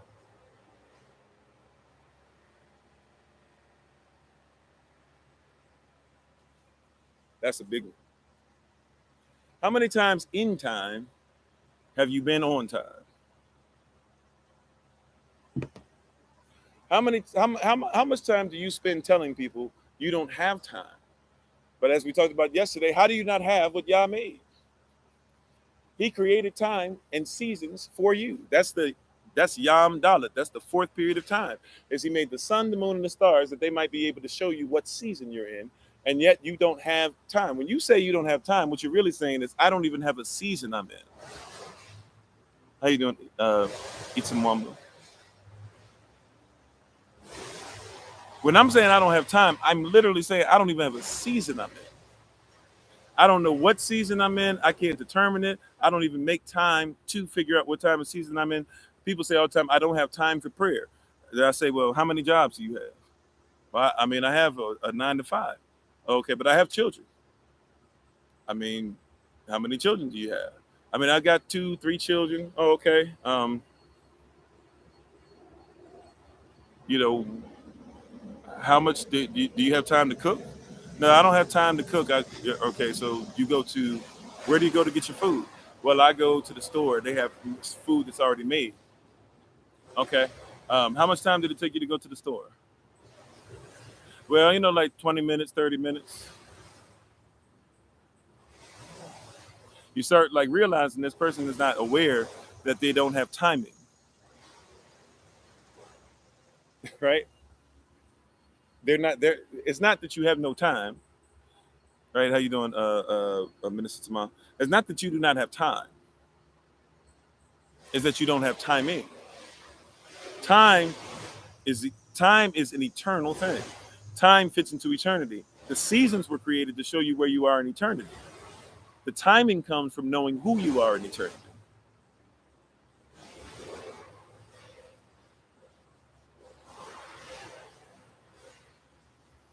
Sorry for all the excess noise. We got to deal with it today. It is what it is. See, but the timing, time is where you are in eternity. Timing is who you are in eternity. What do you mean? In time, I know right now, I know the time is 10:24 a.m. Eastern New York time, right? I know that it'll soon be 11:11, right? That's when I normally give a shout out to my wife. I know that also means that's usually, unless it's a Sunday, when we're going to start kind of getting ready to wrap things up and get ready to go into our day. But I know also in timing where I am and what I'm speaking to you. I've just got to the first T, time, right? Or timing. I know where I am. I know I still got 3 more points to go. I know what we're talking about in the theme constant. These 8 words: consistent, obedience. I'm sorry, consistent, obedient, nuance, success, timing, appreciate, nepotism, and theme. I know exactly where I am, where I need to be, just because I know what time. So the time stands still for nobody. But I know I have to get things done in a certain amount of time. So my timing must be on point. Maybe somebody says that's too much into hermeneutics for me or something. You're talking about how to build up a speech or a sermon or something. Okay, granted. How much do you think of your day as this is what I have to get done today? This is the amount of time that I have. I have this time. It's finite, right? I don't have time for this if I have time for this. That's the way this is going to work. People say I only have so many minutes in a day. I only have so many hours in a day. I never have time. I never have time. I never have time. You have to figure out in your day, right? There's a constant that's here. If I'm going to do something today, that means I am not going to do something today. You're going to have to catch this now. If I'm going to do something today, that means I am not going to do something today. If I'm not going to do something today, then I got to figure out what I am going to do today. A lot of people say I'm not going to do something today and never figure out what am I supposed to put in that place. That, by the way, that's deliverance. If you want somebody to really truly tell you what deliverance is, at some point in deliverance, I have to put something in position. I have to put something in position of what it is that I'm getting rid of. I'm going to stop with these lust issues. Okay, what are you going to put in position? Because normally you have lust issues as a symptom. You start lusting for something when you get into this certain situation. If you're going to remove the lust, praise Yah. You can repent and turn away from it. But if you're not careful, you'll turn into a pillar of salt when you look back to see where you came from. What are you going to have that's going to keep your focus the way that your lust did? This is how you come out of fornication or pornea or pornography or lust issues or lasciviousness. This is how you come out of it. This is how you come out of, I used to eat like this, but I'm not going to eat like that anymore. See, I used to eat like this, fine. Do you consider the word being something that you eat? Some of you do. Well, if this is what you do, matter of fact, instead of just being like, I'm going to just study the word, on this word, do I meditate both day and night? That doesn't mean you got to have a book open all day. But let's just say, fine, at the times that you would normally comfort eat, how about you eat the word? And you'll start realizing after about 4 weeks of that, your body will naturally say, instead of eating that nasty stuff that's not even real food, I'll go ahead and eat the word. You'll eat less because you eat more. Right? You'll eat less physically because you eat more spiritually. You said you always try to plan a day ahead that I'm going to do the next day to stay on track. Mm-hmm. Take your assistant, you're readjusting the schedule so that you can redeem the time and prioritize. Yeah, right. You got to be ready for this. As far as time, what does it mean to meditate on the word? To think on the word, to pray about the word, to see what I'm doing today and incorporate the word in it. I don't have to have the word open to have it in my heart. See, that's first things first, is I should have it in my heart. How you doing, Brother Eugene? First things first, I should have the word in my heart. If the word's in my heart, now we don't have a problem as much.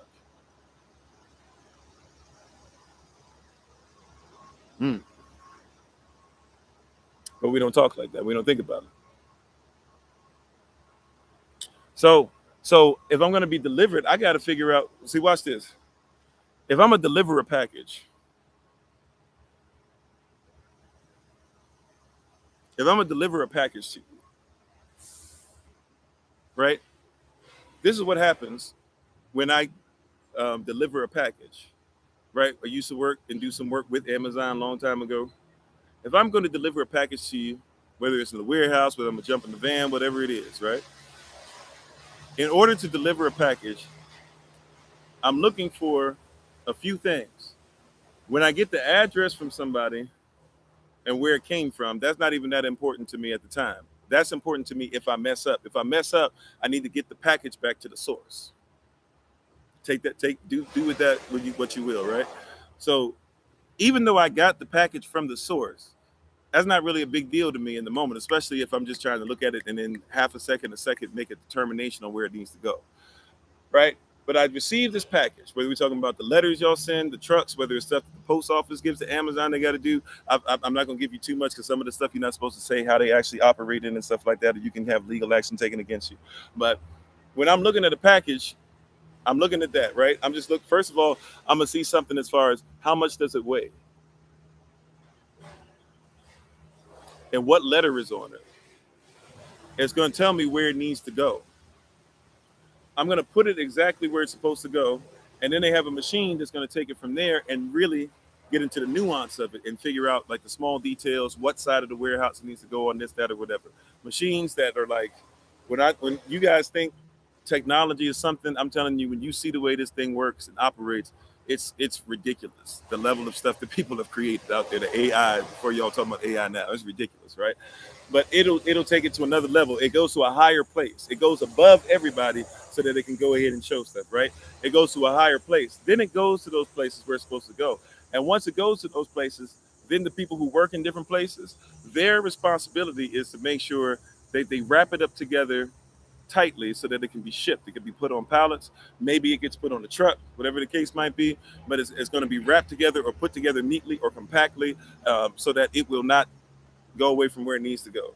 People are saying we're freezing. Okay, I'll try to restart it real quick. Hold on. Sorry, people are saying we're freezing on TikTok.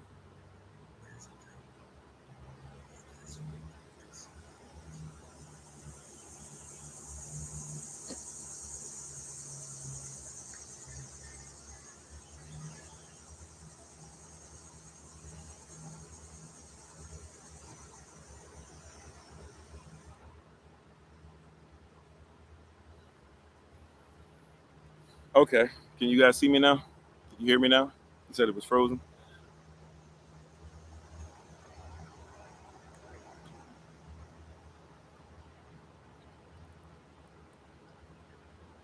Once it gets to where it's going in there, then it gets put on the truck and then ends up probably going from place to place to place to place. It gets unpacked again to eventually get to wherever you are. If this is done quickly enough or smartly enough, even, it will get to a situation to get to a place to where this will be done and you can get it even in 24 hours. Even if it's done through the air, um, even if it's done through the air, if it's done on ground, usually it's going to be done on ground more so than the air. They have a system that's in place, right? There's something that's put in place to make sure, and the reason why they deliver it to you, the reason why you go to Amazon to deliver it to you, you ready for this? And all the stuff I just described, the reason why they do this for you is because they wanted to take the place of where you were getting stuff from. Jeff Bezos has said that his reasoning behind everything he does is to make sure that you don't think about going to the post office, going to UPS, going to FedEx, right? They want to give you a service. They don't want you to think that somebody could deliver it to you in a van. There's somebody that could probably give it to you in 2 days, but they won't give it to you in 1 day. They are asking you to pay extra to have a faith. And by the way, what's starting to happen now is people are even suing Amazon because they're starting to realize that they're not getting what they paid for. Nevertheless, right, you had this. I'm sorry, now that I've switched places, now I'm like in an ant destination. Anyways, um, anyways, praise y'all. Um, you have to realize you're in a position to where they are doing these things because they're trying to replace what you used to think was worthy of being used for you. It's not that they're actually better than you. Now that they've taken over, you've seen it Amazon, and this happens with a lot of companies. Now that they've taken over, right, they've replaced what used to be your delivery, what used to cause deliverance, so to speak. Now they don't give you the same thing. Why? Because they already got your money. So why are they caring about how you get it delivered? You already paying whatever you pay a month. Why do they care now that they're giving you terrible movies? You know, that was part of what you were paying for. Now they're going to get rid of they're going to probably have to get rid of their movie streaming service, at least to a certain degree, because they don't make any money off of it. But they don't care. Their whole goal was to take over everything. And now that they've taken over everything, you were leaning on them. You had something that was constant. Food is constant. You can go eat some food right behind me. You could just go pick something off the tree and eat and be full and be merry. But you don't think of food unless it's processed, or food has to have that extra ketchup on it, or food has to make sure that it's cut a certain way, or food has to make sure that it looks a certain way.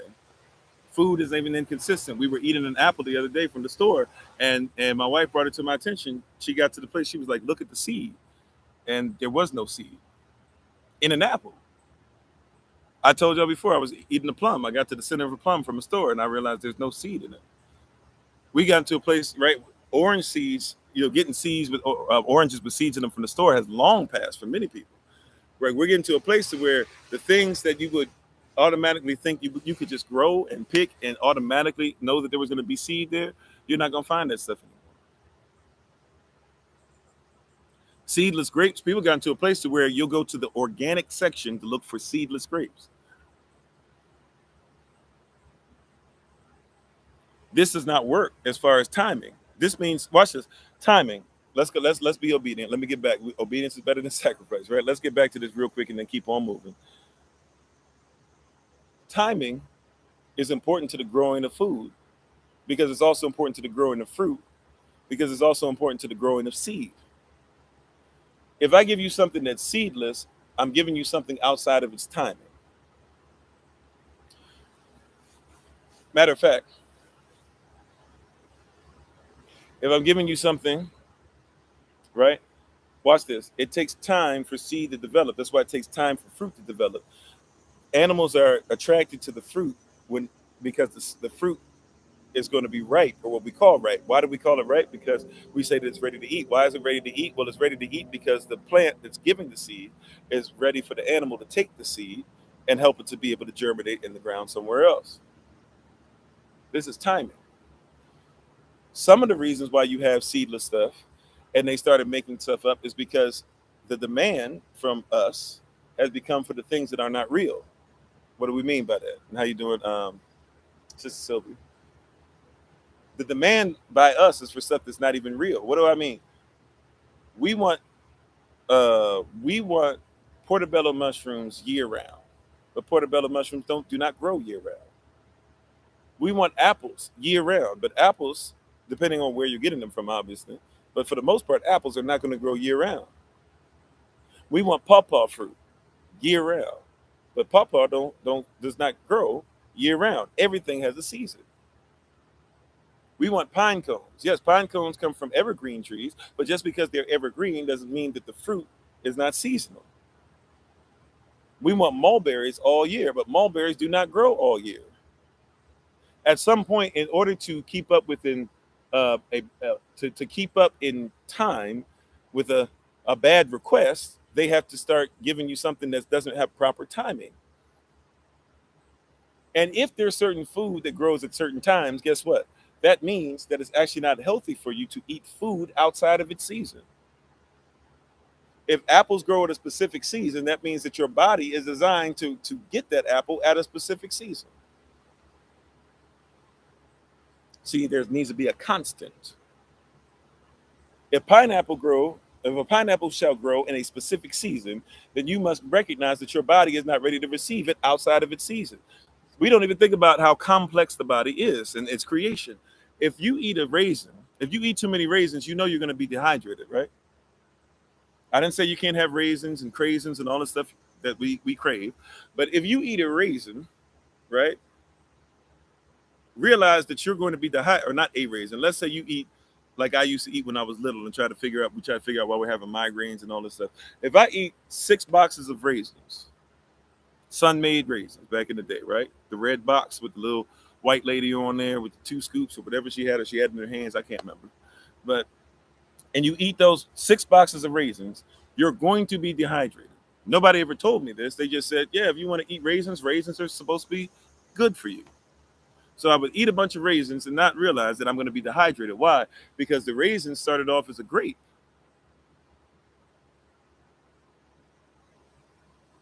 Correct? So if the raisin starts off as a grape, what is my body going to do when I eat it? You don't know this about your body. Some of you do not. My body's going to see the raisin and it's going to say, hey, this used to have a bunch of water in it. It's missing part of what it's composed of. Right. It's not necessarily designed to be dehydrated. So my body's going to say, this is supposed to be given something else. So your body says, okay, cool. I'm going to give it some water from itself. The body is fearfully, wonderfully made. It comprehends. It knows something's not right. So your body will say, throw a bunch of water in there real quick, and then we can digest it as it's whole. So if I eat a bunch of raisins, my body will eventually become dehydrated. Nobody ever told you this because whenever you eat fruit, fruit comes with water. Any fruit that you eat, it has water in it. The fruit from the cactus has water in it, right? The cactus itself has water in it. It's in a dry and desolate place, but it has learned very well how to be able to hold on to water. Why? Because everything needs water to survive. So when you drink from the cactus, you're not just drinking pure H2O, you're drinking something called H3O2. When you eat the apple, you say, wow, this apple is juicy. That's not juice, that's fruit and water put together. You say, well, that's what juice is. No. That's fruit and water. That's really water with a bunch of natural nutrients in it. When you eat the pineapple and you say, wow, this pineapple is juicy, you're eating what? You're eating the fruit and water that's together. You're drinking a bunch of water with a bunch of stuff. This is why we used to drink out of wells, or we used to drink out of rivers, or we used to drink out of this or that. Why? Because you're drinking stuff that has stuff with it. You're so used to only drinking things that have no minerals. And even this is a little dangerous, but it does have minerals in it. I make sure I get stuff that has minerals. I also make sure it's not in plastic, so I'm not drinking other stuff, because whatever the water is touching is going to take some of it. That's why I like to drink out of stuff with copper cups and get my magnesium intake up and things like that, because whatever I'm drinking, right, I'm drinking what comes with it, whatever it's touching. Right? A lot of you want pure H2O. You should never have pure H2O, at least not that often. Because your body is like, what is this? Your body is saying something's missing. So what it does, it starts giving up pieces of itself to make the water digestible. If it can't find what it needs to be able to give it, then it just basically has the water go straight through you. Or it takes in this water and it can't digest it, so now you can't digest other things. See, a lot of you are dehydrated because you drink water, because you only have H2O, but you have no fruit in your life. You have no vegetables in your life. You have nothing that's supposed to go with the water. You have no minerals in your life. So you're drinking something that in time, but it's not in its right timing. You could be eating something in time, but not in its right timing. You could be preaching a word in time, but it's not in its right timing. That's what I was getting to. If you remember what I started off with in preaching and talking about timing. You can be giving somebody a word in your family. Why isn't nobody listening to me? Why is this? Why is that? Is it the right timing? In time, you're giving it to them. In time, you see they're going through. But is it the right timing? Matter of fact, were you giving them this word before they got into what they're into? Or now you being like the world is and just being straight up reactive? Hey, how you doing, Minister Shante? Were you being proactive or preactive in this? Are you being like the world is, reactive? Do you forgive before somebody does something? You give them the right to be a human being and already realize you will fall short. So when you fall short, I've already got these things in place to make sure that we can build up trust again. Or are you like, oh, I thought that you would never make a mistake. You've made a mistake. Now I'll try to forgive you, but I don't know if I can trust you again. Right? You can give somebody something in time, but is it the right timing? Somebody you hear people all the time, man, Let's separate. Let's go to Africa. What money are you bringing to Africa? What mindset are you bringing to Africa? Do you realize that a lot of people in Africa, they're just as messed up in the mind as you are? Like, are you, when you say, let's just go to Africa, what do you even mean? When you say, hey, I'm going to get married, what does that even mean? When you say, we need to go ahead and defend ourselves, let's get some weapons, do you realize you're going against a whole United States military? What do you even mean? Do you realize that some of y'all are not even trained? Putting your scopes on guns backwards and talking about that you're ready for war? What do you even mean? There's time, yes, but what is the timing? There's 24 hours in a day. Every time I decide to do something, it means I do not decide to do something. Every time I do not decide to do something, that means that I must put something in place to do. In time, what is your timing? Your calling is timing. I don't just use my calling randomly. I use it when it's in timing. That's why it's always on time if it's Yah's will, because he has the proper timing.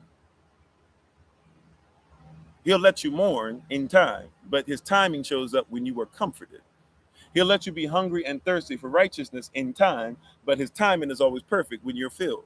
He'll let you go ahead and deal with people who think you're poor in spirit in time, realizing that the kingdom of heaven shall be with you and his timing. So anyways, we're about to run out of time, so let's keep the timing together. So in being constant, having a constant, I need to be consistent, obedient. I need to look for nuance, success, so I can have successors, timing. Next up on the list is I need to appreciate. Appreciate. Now, look, I could just be like, be appreciative. The joy of the Lord is my strength. Though he slay me, yet I'll trust him. The suffering of this present time is not worthy to be compared to the glory which shall be revealed. I could just say, man, I'm so glad that he pays my bills. I could say, I'm so glad that I'm preaching now. I could say, I'm so glad that he started my business. I could do all those things. I appreciate those. But watch this. When I say appreciate, you know that if you bring something to be appreciated, you're bringing something to see what its value is. Hallelujah. If I'm taking something, if I'm bringing something because I need it to be appreciated, I'm looking for something to see what its value is. If I'm going to be part of something and it's going to be constant, I need to appreciate it. I need to take it somewhere. I need to bring it to a community. I need to bring it through a culture. I need to bring it through a prism. I need to be able to bring it to the Most High himself to see, is this something that has value? If it has no value, then what am I doing? If it makes no dollars, then it makes no sense. I'm not just talking about, I'm put that out there because that's what we think about usually is just finances. I'm just trying to give you sayings you've heard before. What are you a part of that you haven't even appreciated yet? I appreciate, thank you so much for the $5. What comes with the $5? There's a lot of people that have offered us money for stuff that we're not going to do because it's not going to appreciate it. It's not going to grow us in value. It's going to depreciate. A lot of people will go on YouTube and TikTok and everything, and you see them doing these commercials, and they don't even use the product. They don't care about it. They'll tell you to go ahead and sign up for this, sign up for that, and you're going to lose money, and you're not going to get any return on investment, right? Look up Jake Paul, all that stuff, right? Like, look up all these different things that are going on, and you don't appreciate it. Before I go through this, what is the value of this? The suffering of this present time is not worthy to be compared to the glory which shall be revealed. True. So appreciate it. Look at it, because the word suffer means I choose to go through it. If I'm going to choose to go through this, right? Suffrage is voting, right? If I'm going to choose to go through this, if I'm going to suffer this, is there glory at the end? Because the glory is constant. It's a promise. It has to happen. But am I going through something that there's no glory in? The word glory also means weight. It means heaviness. It means imprints. If I put my foot in the sand and I pick it up and I look down at my footprint, you could say by definition my glory was there. If somebody's doing this, is Yah's imprint going to be on me at the end of this? If not, what is the point of it? I must appreciate it. I must look for the value of it. I must see if this is worth, right? Watch this.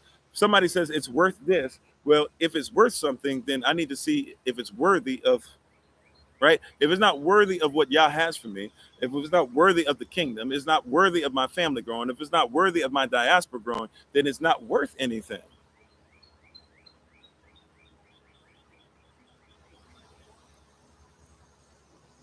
Some people say, I don't want to take my child out of school because I don't know if I could teach him the way the school does. You were taught by the school. Question: how much stuff the school taught you was worth anything? Uh-oh. I didn't say nothing. I said, let's look at it percentage-wise. If you had to guess percentage-wise, right? If you had to guess percentage-wise, how much stuff you use that you got from your school? How much was worth your time? We don't appreciate the school. We don't appreciate our child. We don't say, is this going to actually show up? We know that we went to school and got a bunch of stuff that we do not even use, but we never appreciated it and saw if it has any value. You appreciate, once again, we're very reactive. So we say, somebody gave me a degree. I appreciate it. No, you don't appreciate your degree until you use it to get a job. You got this thing reversed. You don't appreciate school until you use it to be able to go to the next level. Well, do you appreciate the value of school? Watch this. Before somebody puts a pearl around your neck, somebody has to appreciate the value of the pearl. If the pearl is not something that can be appreciated, or if it's appreciated, we find out it has no value, then there's no reason in trying to put it on your neck or trying to get you to buy it.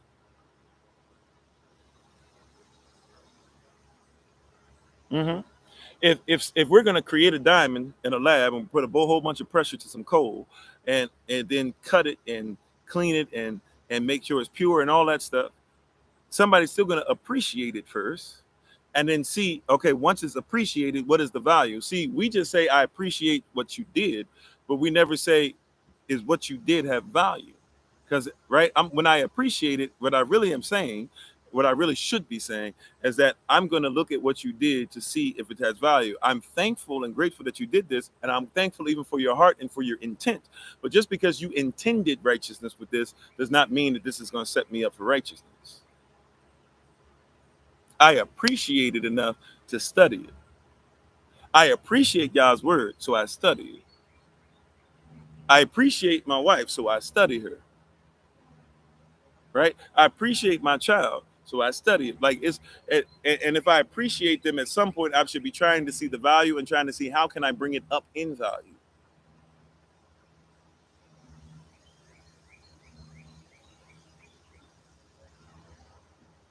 Right? I want to see what I'm gonna get out of it. So a lot of you have agreed on what I think Sister Nadine said first, and then I saw Sister Monica, and I saw a few others people say. I think Drea said as well that maybe you keep about 10%. So y'all said 90% is stuff that you guys do not even use. It doesn't cause any value. So watch this. If I'm gonna have my child in school for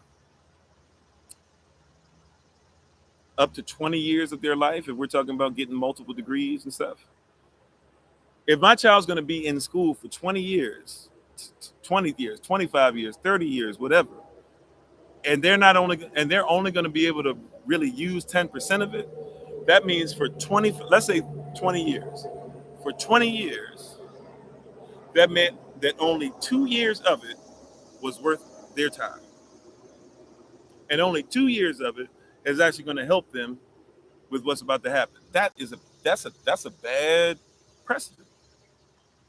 That's horrible. That I'm going to use something, I'm going to get something, I'm going to tell my child they have to. My child's going to tell me how much they don't even like school. I'm going to force them to go into something and be a part of something that only 2 years, this is going off of what you guys told me, 10%. So 10% of 20 years, only 2 years, they'll do 30 years. So watch this. That means if it's 20 years, that means there's 18 years of what they're going to go through that they're not going to really care for or use or even remember once they pass the test. Because a lot of y'all, you get the stuff just to pass the test. Once you're finished with that semester, you don't care about it anymore because it's not going to come again. What if it's 25 years? You went to school for 25 years. If that's 10%, that's 2.5 years that you said is useful. That means there's 22.5 years that you're saying you don't remember. What if you went to school for 30 years? And in 30 years, you got stuff that you only use 10% of it. That's only 3 years. That means in 30 years, 27 years of what they went through as far as schooling is concerned. But we take this stuff on. See, we don't learn about marriage either. So somebody gets in a marriage for 30 years, never learned anything. Maybe 3 years of it was worth something because nobody ever taught them anything. Ooh, ooh. See, I'm just going off of what y'all told me. I don't know if that's the right percentage or not. I'm just going off of what you told me. 10%. Somebody can be in relationship after relationship with the relationship for 20 years, only have 2 years worth of stuff that's valuable because there's nothing constant. Next word up in constant after appreciate is nepotism. And this goes to what we were talking about earlier when we were talking about successors. If you want to be a successor, I have to have a successor. Now we get to nepotism. Nepotism. Oh, I'm sorry. Is the thing is backwards again because I had to restart? Or hold on. Yeah, it is backwards. I don't know how that happened. My bad, y'all. Okay, here we go. Nepotism. After we do appreciate, we get to nepotism. And the word constant, nepotism. Now somebody says nepotism is, and you hear nepotism rather than you think, oh, it's terrible, it's bad, it's wrong.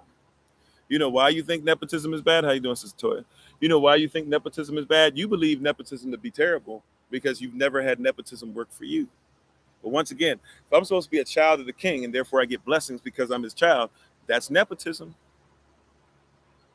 And it has an ISM at the end of the word. That means it's a system.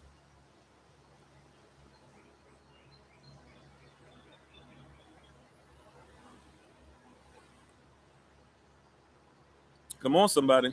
That's what nepotism is. It's a system. It's a system. Have you created a system? Are you part of a system? Are you part of a family? Are you part of a community that is making it a point to systemically change the lives of the next generation? That's what all nepotism is. If we change ourselves, if we get ourselves in line with Yah's word, if we begin to be what we're supposed to be, if we get Yah's glory upon us, then our child should, because they're our child, should have the same glory upon them. It is not a bad word. Nepotism is not a bad word. It's just like when people talk about gentrification. You talk bad about gentrification because you don't own your neighborhood. You live in somebody else's stuff. When you own your own neighborhood, you want it to look like you. If I go into somebody else's neighborhood, I should, like, look, I'm not too far right now where I am from where there is a high Mexican population. So I expect to hear and see a lot of Mexican stuff. Nothing wrong with it. I don't expect to go and see. This is where people's pride steps in. I don't expect to go into a place that's mostly Mexican and be like, "Why don't y'all speak American at this McDonald's?" Because they don't deal with Mexicans as their clients. Just like, if you got a business, you deal with your clientele, right? A woman who makes a business and decides to start making pads or tampons for women, she's not really concerned about if a man comes in and he feels like men are listened to. That this is not for you right now. You know what I'm saying? Like, if you walk into a place and it's going to be sports, guess what? They're not really going to be worried about. I'm not saying that there are not female fans, but hear what I'm saying. They're not really worrying about women at the game. Women are going to get in line with something that's going to be very masculine. They might have some pink versions of the jerseys and stuff for you so that you can feel like you're represented. They might do something special for you on Mother's Day, but they're not really concerned about women in sports. At least, that's why, even, and I'm not saying because in other countries it's bigger, I get it, but that's why you don't really see men. Let's just say with men in America, but it's like this pretty much everywhere. You're not going to really see the same people showing up for the WNBA. Why? Because sports is something that's hyper masculine, right? Sports is something that comes from gladiatorial sports and games. That's something where we used to see men literally fight each other to the point to where somebody had to go. Somebody wasn't going to live, and they were slaves. We don't like to see our women in the mindset of, we don't really like to see our women do those things. So does it mean that there can't be a Ronda Rousey? Does it mean that there can't be a Cyborg? I don't remember the names of these sisters, so please forgive me. Does it mean, because I'm not really trying to watch women bash their heads in, but whoever the sister is who's supposed to be the greatest woman ever in the bantamweight, and when she retires, they're probably gonna get rid of the bantamweight altogether in UFC. Like, does it mean that Muhammad Ali's daughter cannot fight? Does it mean that there aren't some women that can do kung fu, and even though I'm 6'5.5", they could probably, do some real damage to me? That doesn't mean any of those things are not true. It just means that that's not what it's designed to do, right? It's not designed for that. Well, guess what? The same way as far as like gentrification, there are certain things that are not designed for you, and that's okay. There are certain things that somebody who's Chinese will eat that they grew up with, and it's not designed for me. It's not something that makes me feel like, okay, like there's Chinese music that I will tell you it sounds beautiful, but also there's certain things they're doing with the twanging, or things they're doing with the frequencies, or even the vibrations being a little closer to what I would think about, or things like that I would want to hear on a regular basis. But it's not my culture. It's not designed for me. Well, same thing. You got to realize this stuff out here is not designed for your children. Nepotism is mandatory if we're going to grow. It is not only a necessity, it must become mandatory if we're going to grow. Why does it need to become mandatory? It needs to become mandatory if we're going to grow. Hear what I'm saying? Nepotism is mandatory because there's not a system out here for your children. It's constant that every group of people are supposed to look out for their own children. Stop asking people to teach your children or to help your children grow. Your children's wealth supposed to come from your house, from your people. You keep saying, I'm going to teach my child so they can get a piece of the pie, but you're supposed to have a whole pie. Why are you out here looking for pieces of stuff that you can? Matter of fact, do you not know how to make a pie? Can you bake? What you need a piece of, right, when you can bake it yourself? This goes back to the timing. I have no time for this. I have no time for that. Do you know how many people could have started businesses just making their own food? You got a whole oven talking about you can't start a business. You can cook. You telling me there's nobody that would buy, that would buy that pot roast that you make? Nobody that would buy, that fried chicken that you make? You telling me there's nobody that would buy that okra that you make? There's a market out there for just about everything. If there's a market for somebody to twerk, there's a market for you to be in your work.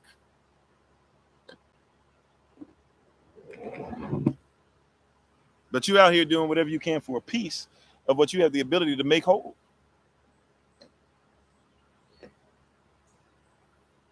You got to eat the whole scroll. Wilt thou be made whole? Are you hungry for this? Are you thirsty for righteousness? Are you ready to go to the next level in this? Are you ready? Are you ready to do what it takes that your child would be better? Are you ready to do what it takes so that the next generation will be there? Are you ready? See, even nepotism, watch this.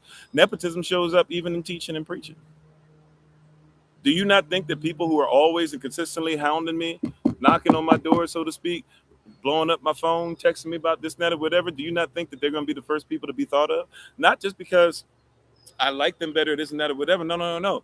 Like, they're literally in my face all the time. I can't forget them. I can't lead them to the side. They're always.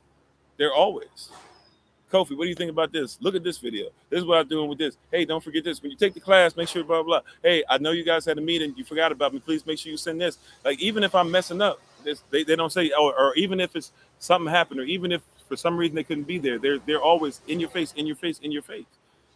That causes somebody to say, okay, when I'm doing something, guess what I'm going to think about? Right? Out of my children, the child who calls me the most is the child that I'm probably going to think of first when I'm getting ready to make a move.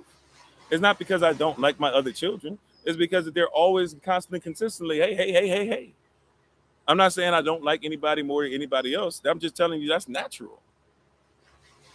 I love all my children, but it's natural that if the child's always in your face, matter of fact, John, Yohanan, or who we call John, the Apostle John, he was known as the one who was in Yahushua's bosom. He was the youngest. He needed a big brother. He was always trying to make sure he was up in Yahushua's face. Matter of fact, when he said that someone was going to betray him, Peter motioned over to John because John was always next to him. He motioned over to John. Hey, who's he talking about? Right? Get him to tell us who he's talking about.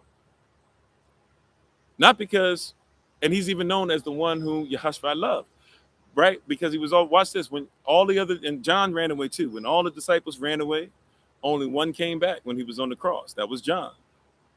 And guess what he said? He because he was there, what did he say? Son, behold thy mother. Mother, behold thy son. He could have just let it be known what everybody usually is. Like, he's the oldest. Joseph's not there. His adopted father's not there. Mary's about to be on her own, his mother. He could just, it's known that whoever the next child up, the oldest brother, he's supposed to make sure he takes care of the mother, no problem, right? But even his half brother, who was an apostle, had ran out. His siblings aren't even there. But here comes John. He says, John, you always around, bro. You know what? Let me go ahead and give you one of the greatest gifts I could give anybody. Take care of my mom.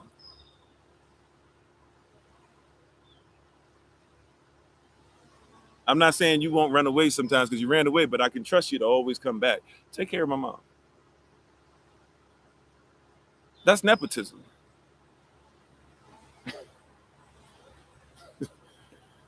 That's nepotism. Take care of moms for me. I don't just trust anybody with moms, but I trust you. I don't just trust anybody with my will, but I trust you. I don't just trust anybody with preaching, but I trust you. I don't just trust anybody with this child, but I trust you. I don't just trust anybody with the neighborhood, but I trust you. You see? Nepotism. But watch this. We're in a position to where we can raise the child that we trust. Create a system that rewards your child for their behavior. My son sees a lot of stuff going on. So when I say to him, watch this, he can see it. So I say to him, hey, son, and there's some stuff he hasn't even seen yet in faith, but he's seen traveling. He's seen people get affected. He's seen himself be teaching other people. He's seen, hey, there are children that he's growing up with now. He's seen that his mom and his dad are becoming greater. He's seen that he doesn't have to be stuck to somebody's rent and stuff, even if he doesn't fully comprehend it. He's seen money, when he does what he's supposed to do, be donated into his own account at his age. He's seen these things, right? And so he's seeing that there's a system that rewards him for his behavior. So if he's seeing that on a daily basis, right, his purpose every day is being rewarded, there's some value with his purpose, then guess what now? When I start talking to him about vision, hey, you're going to be teaching Israel just like your father does. Get yourself ready. When you turn 30, that means 22 years from now. Hey, get yourself ready. You're going to be a husband one day, just like your father. So get yourself ready. Because he's seen the rewards now in the system now, he can't wait to receive what his father has later on and do it at a greater level than his father did. That's nepotism. Don't get upset when you hear people talk about nepotism.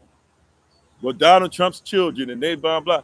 Look, I'm not saying Donald Trump's daughter was in a position to do what she was doing for the United States corporation. But hear what I tell you, that what makes you think that Donald Trump wouldn't have made his daughter in charge of it? I'm not saying Donald Trump's son is in a position to make sure that he's talking about this stuff and talking about stuff on the news and all this stuff like that. But what makes you think Donald Trump's not going to put his son in position? What you need to do is stop worrying about their children.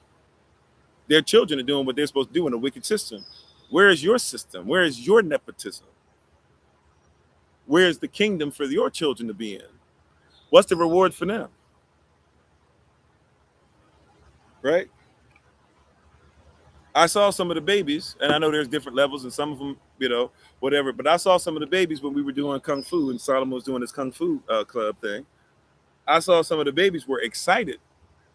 And when it was time to punch, they just started punching. They weren't even following with us when we were saying, let's do it together. But they were just going. But you know what? They had a smile on their face. They were happy and excited when they were like, ooh, I can be on one leg. I can't imagine to see what happens when they go, oh, wow, I can do 20, 30 push-ups. Some of them can't do 5 right now. But I can do 20 push-ups. I can do 30 push-ups. Right? There's a reward for it. Oh, wow, that's cool. Okay, wait a minute. I'm going to start eating healthy too, and I start feeling better. Wait a minute. There's going to be meetups and stuff, and I actually get to be around other children my age.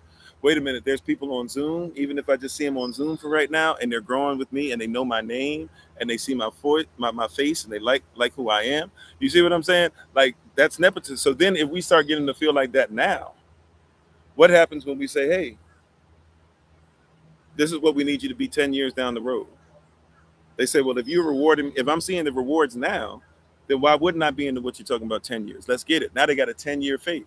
Some of your children just got a minute-to-minute faith, a second-to-second faith, Like you do paycheck to paycheck. Some of y'all live miracle to miracle. Your children are living minute to minute. That's what YouTube is. I finished watching this video. Oh, I'm itching. I'm addicted. Let me get something else. Okay. Oh, I'm itching. I'm addicted. Let me get something else. Your children need to have a 10-year down the road faith like you do.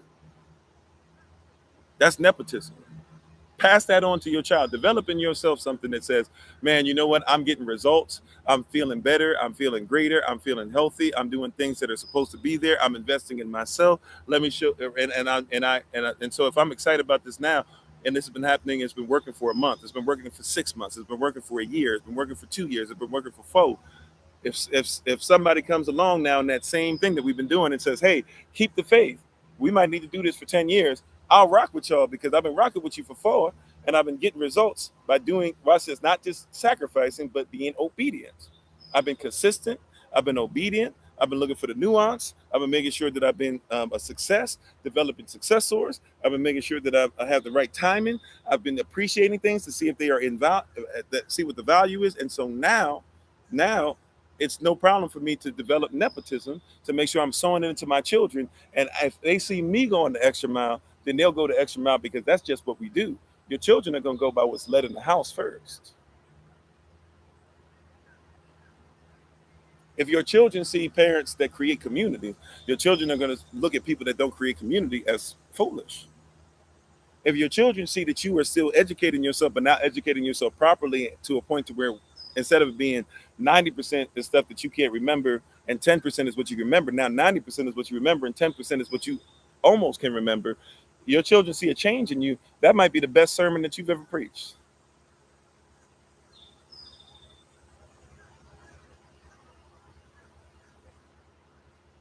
Your children see you say, I'm gonna be better in what we eat, and then they see you eating what they eat.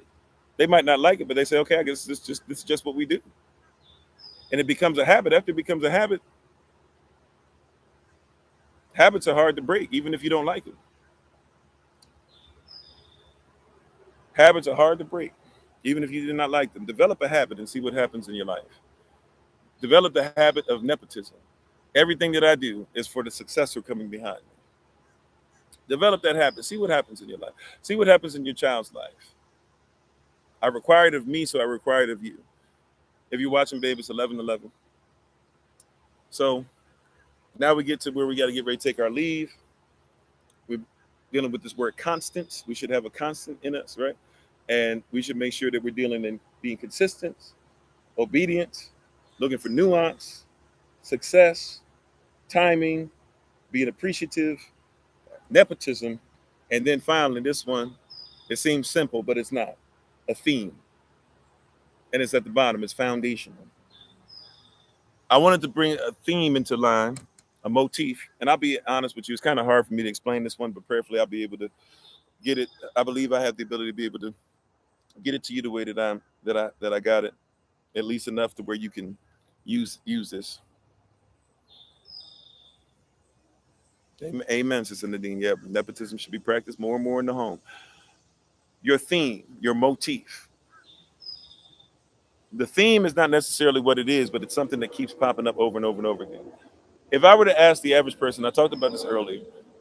If I were to ask the average person, what is it that's going to drive you to be what you're supposed to be? And I'm not even saying these are bad answers, but I'm just going to show you something. These are the answers that I would give. If I were going to say what's going to drive you, what's going to cause you, what's going to be the thing that causes you to affect things this way, that way, people would say, well, you know what? Abba, Alacham, Yahashua, Yahaba, Ravak Hakodash, the kingdom. Have you ever thought to yourself that Yahashua is the door? If Yahashua, if the Messiah, Mashiach, if he is the door, that means he's the access to something, correct? Right? The door gives me access to something. The podcast is in the chat. It should be in the description of the video. It's called The Kofi Ofori Podcast. If Yahashua is the door, he's the access to something. Now, I'm not saying he's not the bread of life. He is. We're talking about the context, right? He is the bread of life. That's why he was born in Bethlehem, which is what? The city of bread. right? So yes, I get it. He is the bread. And yes, he is the way, the truth, and the life. No one can even get to the source or the Father but by or through him. Yes. But if he's the door, he is the opening to something else. And many people miss this. This is why many people don't even know how to operate in kingdom or monarchy correctly. Because how can you talk about monarchy and you don't even realize how a kingdom works? Matter of fact, there's access in order to pray. For example, what is a prayer? A prayer is a petition. A petition is what? A petition is a request or demand made upon a government based upon your constitutional rights. So in a kingdom, you can't ask for certain things unless you qualify. And in your governments, where every government you're in, you can't just ask for something. You can't just say in your government, I request that you guys hurt this person because they off my family member. Matter of fact, if you were to try and do it out the blue, you're going to serve time. Why? Because they're going to say that's not how it works. They might have pity on you and give you a smaller sentence, right? But they're not going to sit up there if somebody does something to your brother and you go ahead and off them. Even if everybody says you were right to go ahead and do so, government's going to say still that's not how it works. Vengeance is mine, to saith the Lord. That's not how it works in the kingdom either, right? So there's rules to this. But in the kingdom, you're given access. Yahshua has access to the kingdom. He has also access to you being your greater self. I wonder what your theme is in your life. Yes, it'd be considered being premeditated, right? I wonder what the theme is in your life. Yahshua is not your theme. He is your savior. He is the door. He is the bread. But he said, I came that you might have life. What is the theme that you're supposed to be alive in? He's not your theme. Well, and that sounds sacrilegious, but hear the words I'm saying. I didn't say he's not your Messiah. I did not say that he's not one with the Father. I did not say that he's part of Elohim. I did not say that he's not a way maker. I did not say that he covers you with the blood. All those things are real.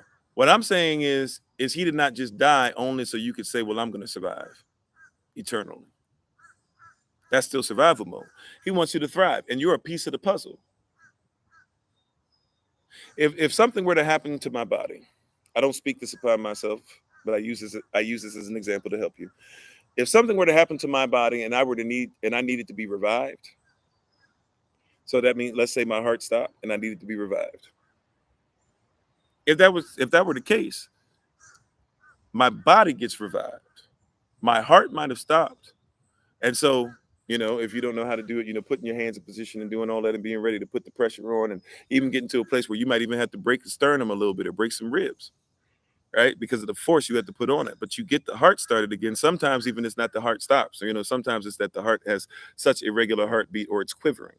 So it's not even that it stopped. It's that the heart is doing this more so than, right? So, if you never taken classes before, I used to teach it. So if you've never taken classes before, like you're actually putting your stuff on the heart and you're getting ready to put pressure down, a lot of pressure. You have to be careful, especially like I'm bigger and stronger than a lot of people. So I'm heavy, so I could actually like mess somebody up if I'm not careful, right?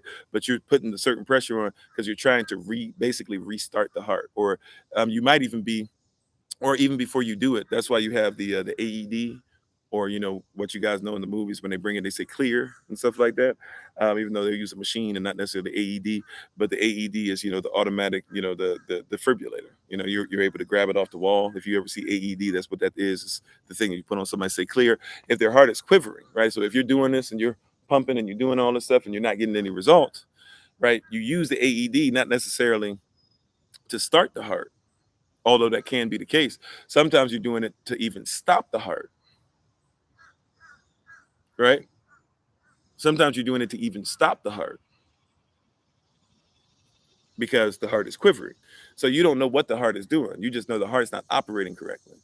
So you use the AED and you say clear so that nobody's touching the body, obviously, because you don't want the electricity going through the person. And now you got one person who might have their heart started, but you got somebody whose heart stops, right? But you say clear, so everybody's got their hand off the bed or everybody's away, nobody's touching them. And then you put one patch. Wow, it's been a while. Sorry, I can't remember. Is it one patch goes up here and one patch goes on the side? It's been a while since I've used one, forgive me. but you're gonna put one on the side somewhere, and you're trying to get the current to go through from one place to the other, right? And once you have that, then you say clear, and then you do it, and if they don't wake up, it doesn't mean it didn't work, but it means it's okay. Maybe the heart stopped; it was quivering, so now let's start it again, and the person might actually come back. Now, when you apply the pressure again, right? But that being said, why am I trying to say that? Right? Is that a lot of people, if somebody resuscitates you, if somebody brings you back, if somebody goes through all that, just because the heart had to be restarted, it doesn't mean the only thing you're bringing back is the heart. When I bring back the heart, right? I bring back what? When I bring back the heart, or I get the heart to start pumping again, I'm actually bringing back the whole body, right?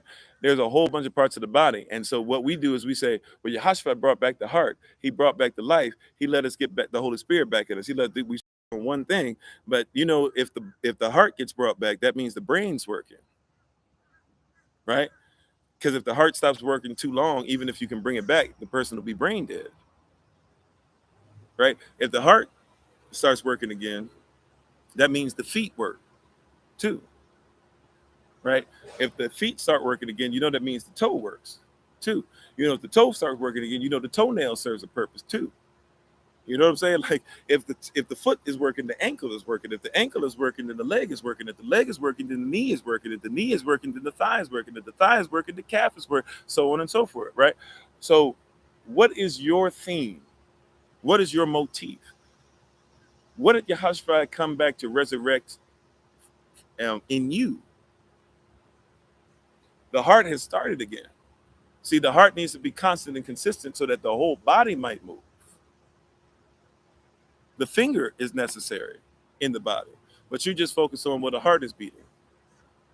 The brain is working, but you're just saying, man, we're so grateful the heart came back. I'm not saying do not be thankful for the heart. Do not be thankful for Yehoshua's sacrifice. Do not be thankful for being covered by the blood. What I'm saying is don't be so enamored with it that you forget that you have a part and a responsibility to play.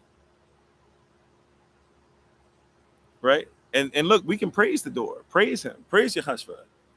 But praise him because he is the door and he opened up something. Your gift makes room. Gave you a gift.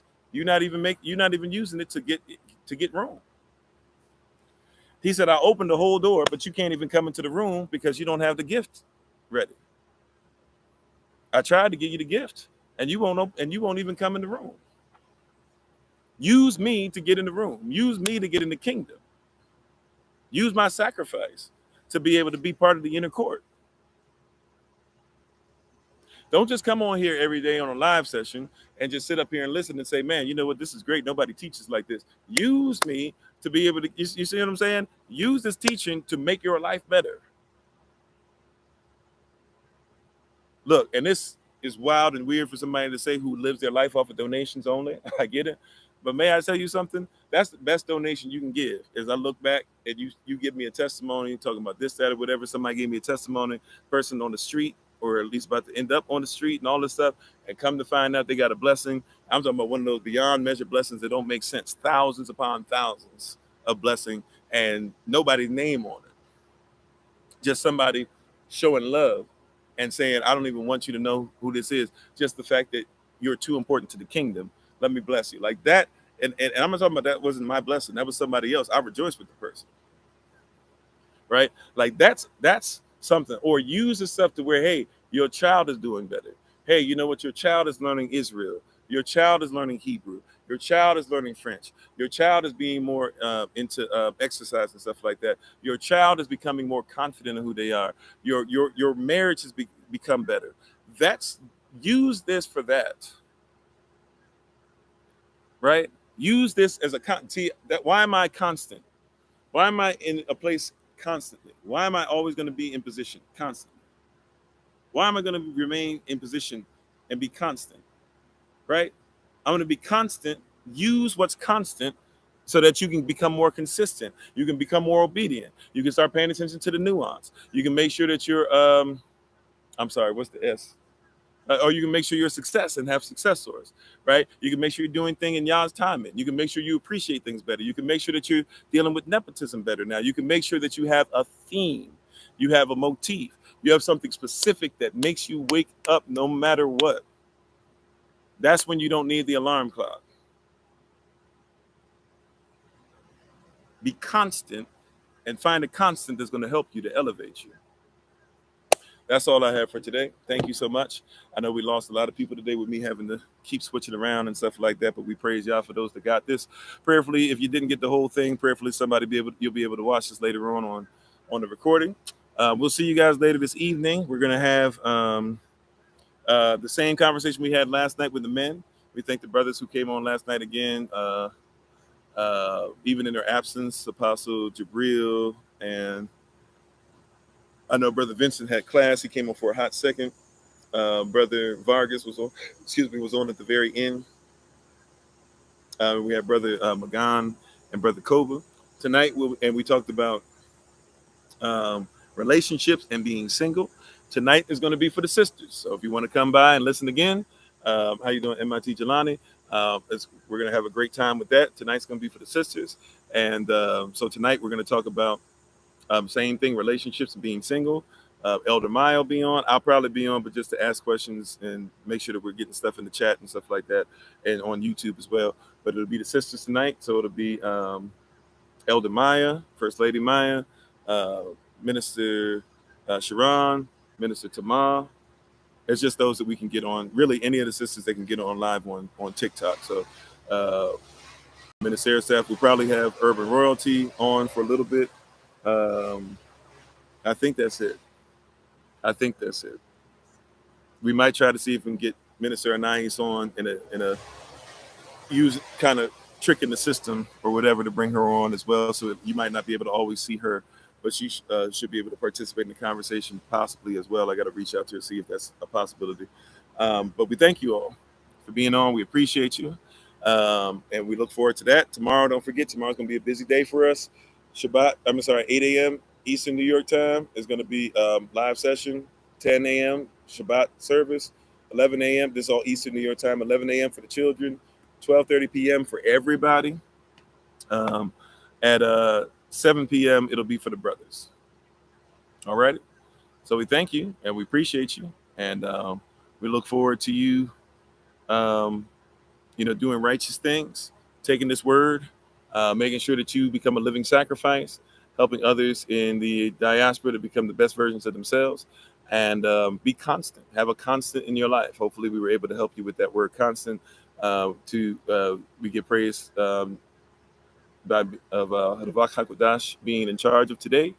We're thankful and grateful for the sacrifice of Yahshua HaMashiach, and we're thankful and grateful for, of course, Abba Yah, known to us as Yahweh Elohim, all working together, and all things are working together for the constitutional value of Yahweh. And those who love him are called according to his purpose shall get what is for them. So we thank you, we appreciate you, we honor you. I apologize. We're going to try and do our shout out, even though we got all this noise in the background. We're trying to make the shout out work for you. If you're not aware of how the shout out works, we'll explain that on TikTok. If you've never done a shout out with us, we do have a lot of noise. So hopefully I'll find some stuff that's loud enough that you can at least hear it. But we praise Yah for you being on today. It'll probably be a shorter shout out because of all this noise. You guys take care. We thank you again for being participants. Continue to love each other, check on each other, call each other, all that great stuff. As always, it's been Pastor Kofi, Pastor Servant to Christ, where we are always changing lives one mind at a time, but being a voice to the voiceless and speaking unspoken until I have the great privilege, opportunity, and responsibility of being in front of you all again. Please remember, as always, Yahshua, that you are loved, you are necessary, you are majestic, you're fearfully and wonderfully made, and you, which is all of us working together, will be the reason why people who are in this system along have to be of it. Brother TJ, I'm actually, by the way, trying to look out and see if I can give you guys a date or see what date works best for you so we can kind of do part 2 before we do part 3, and et cetera, et cetera, et cetera. I'm actually waiting to see, because we got to go back that way past you guys anyways before we start going back up. So I will try my best to reach out to you with something today. I'm just waiting on somebody to get back in contact with us, okay? And then I'll reach out to you guys. Thank you guys for being on. If you're still with us on TikTok, this is how the shout out works. If you're not aware,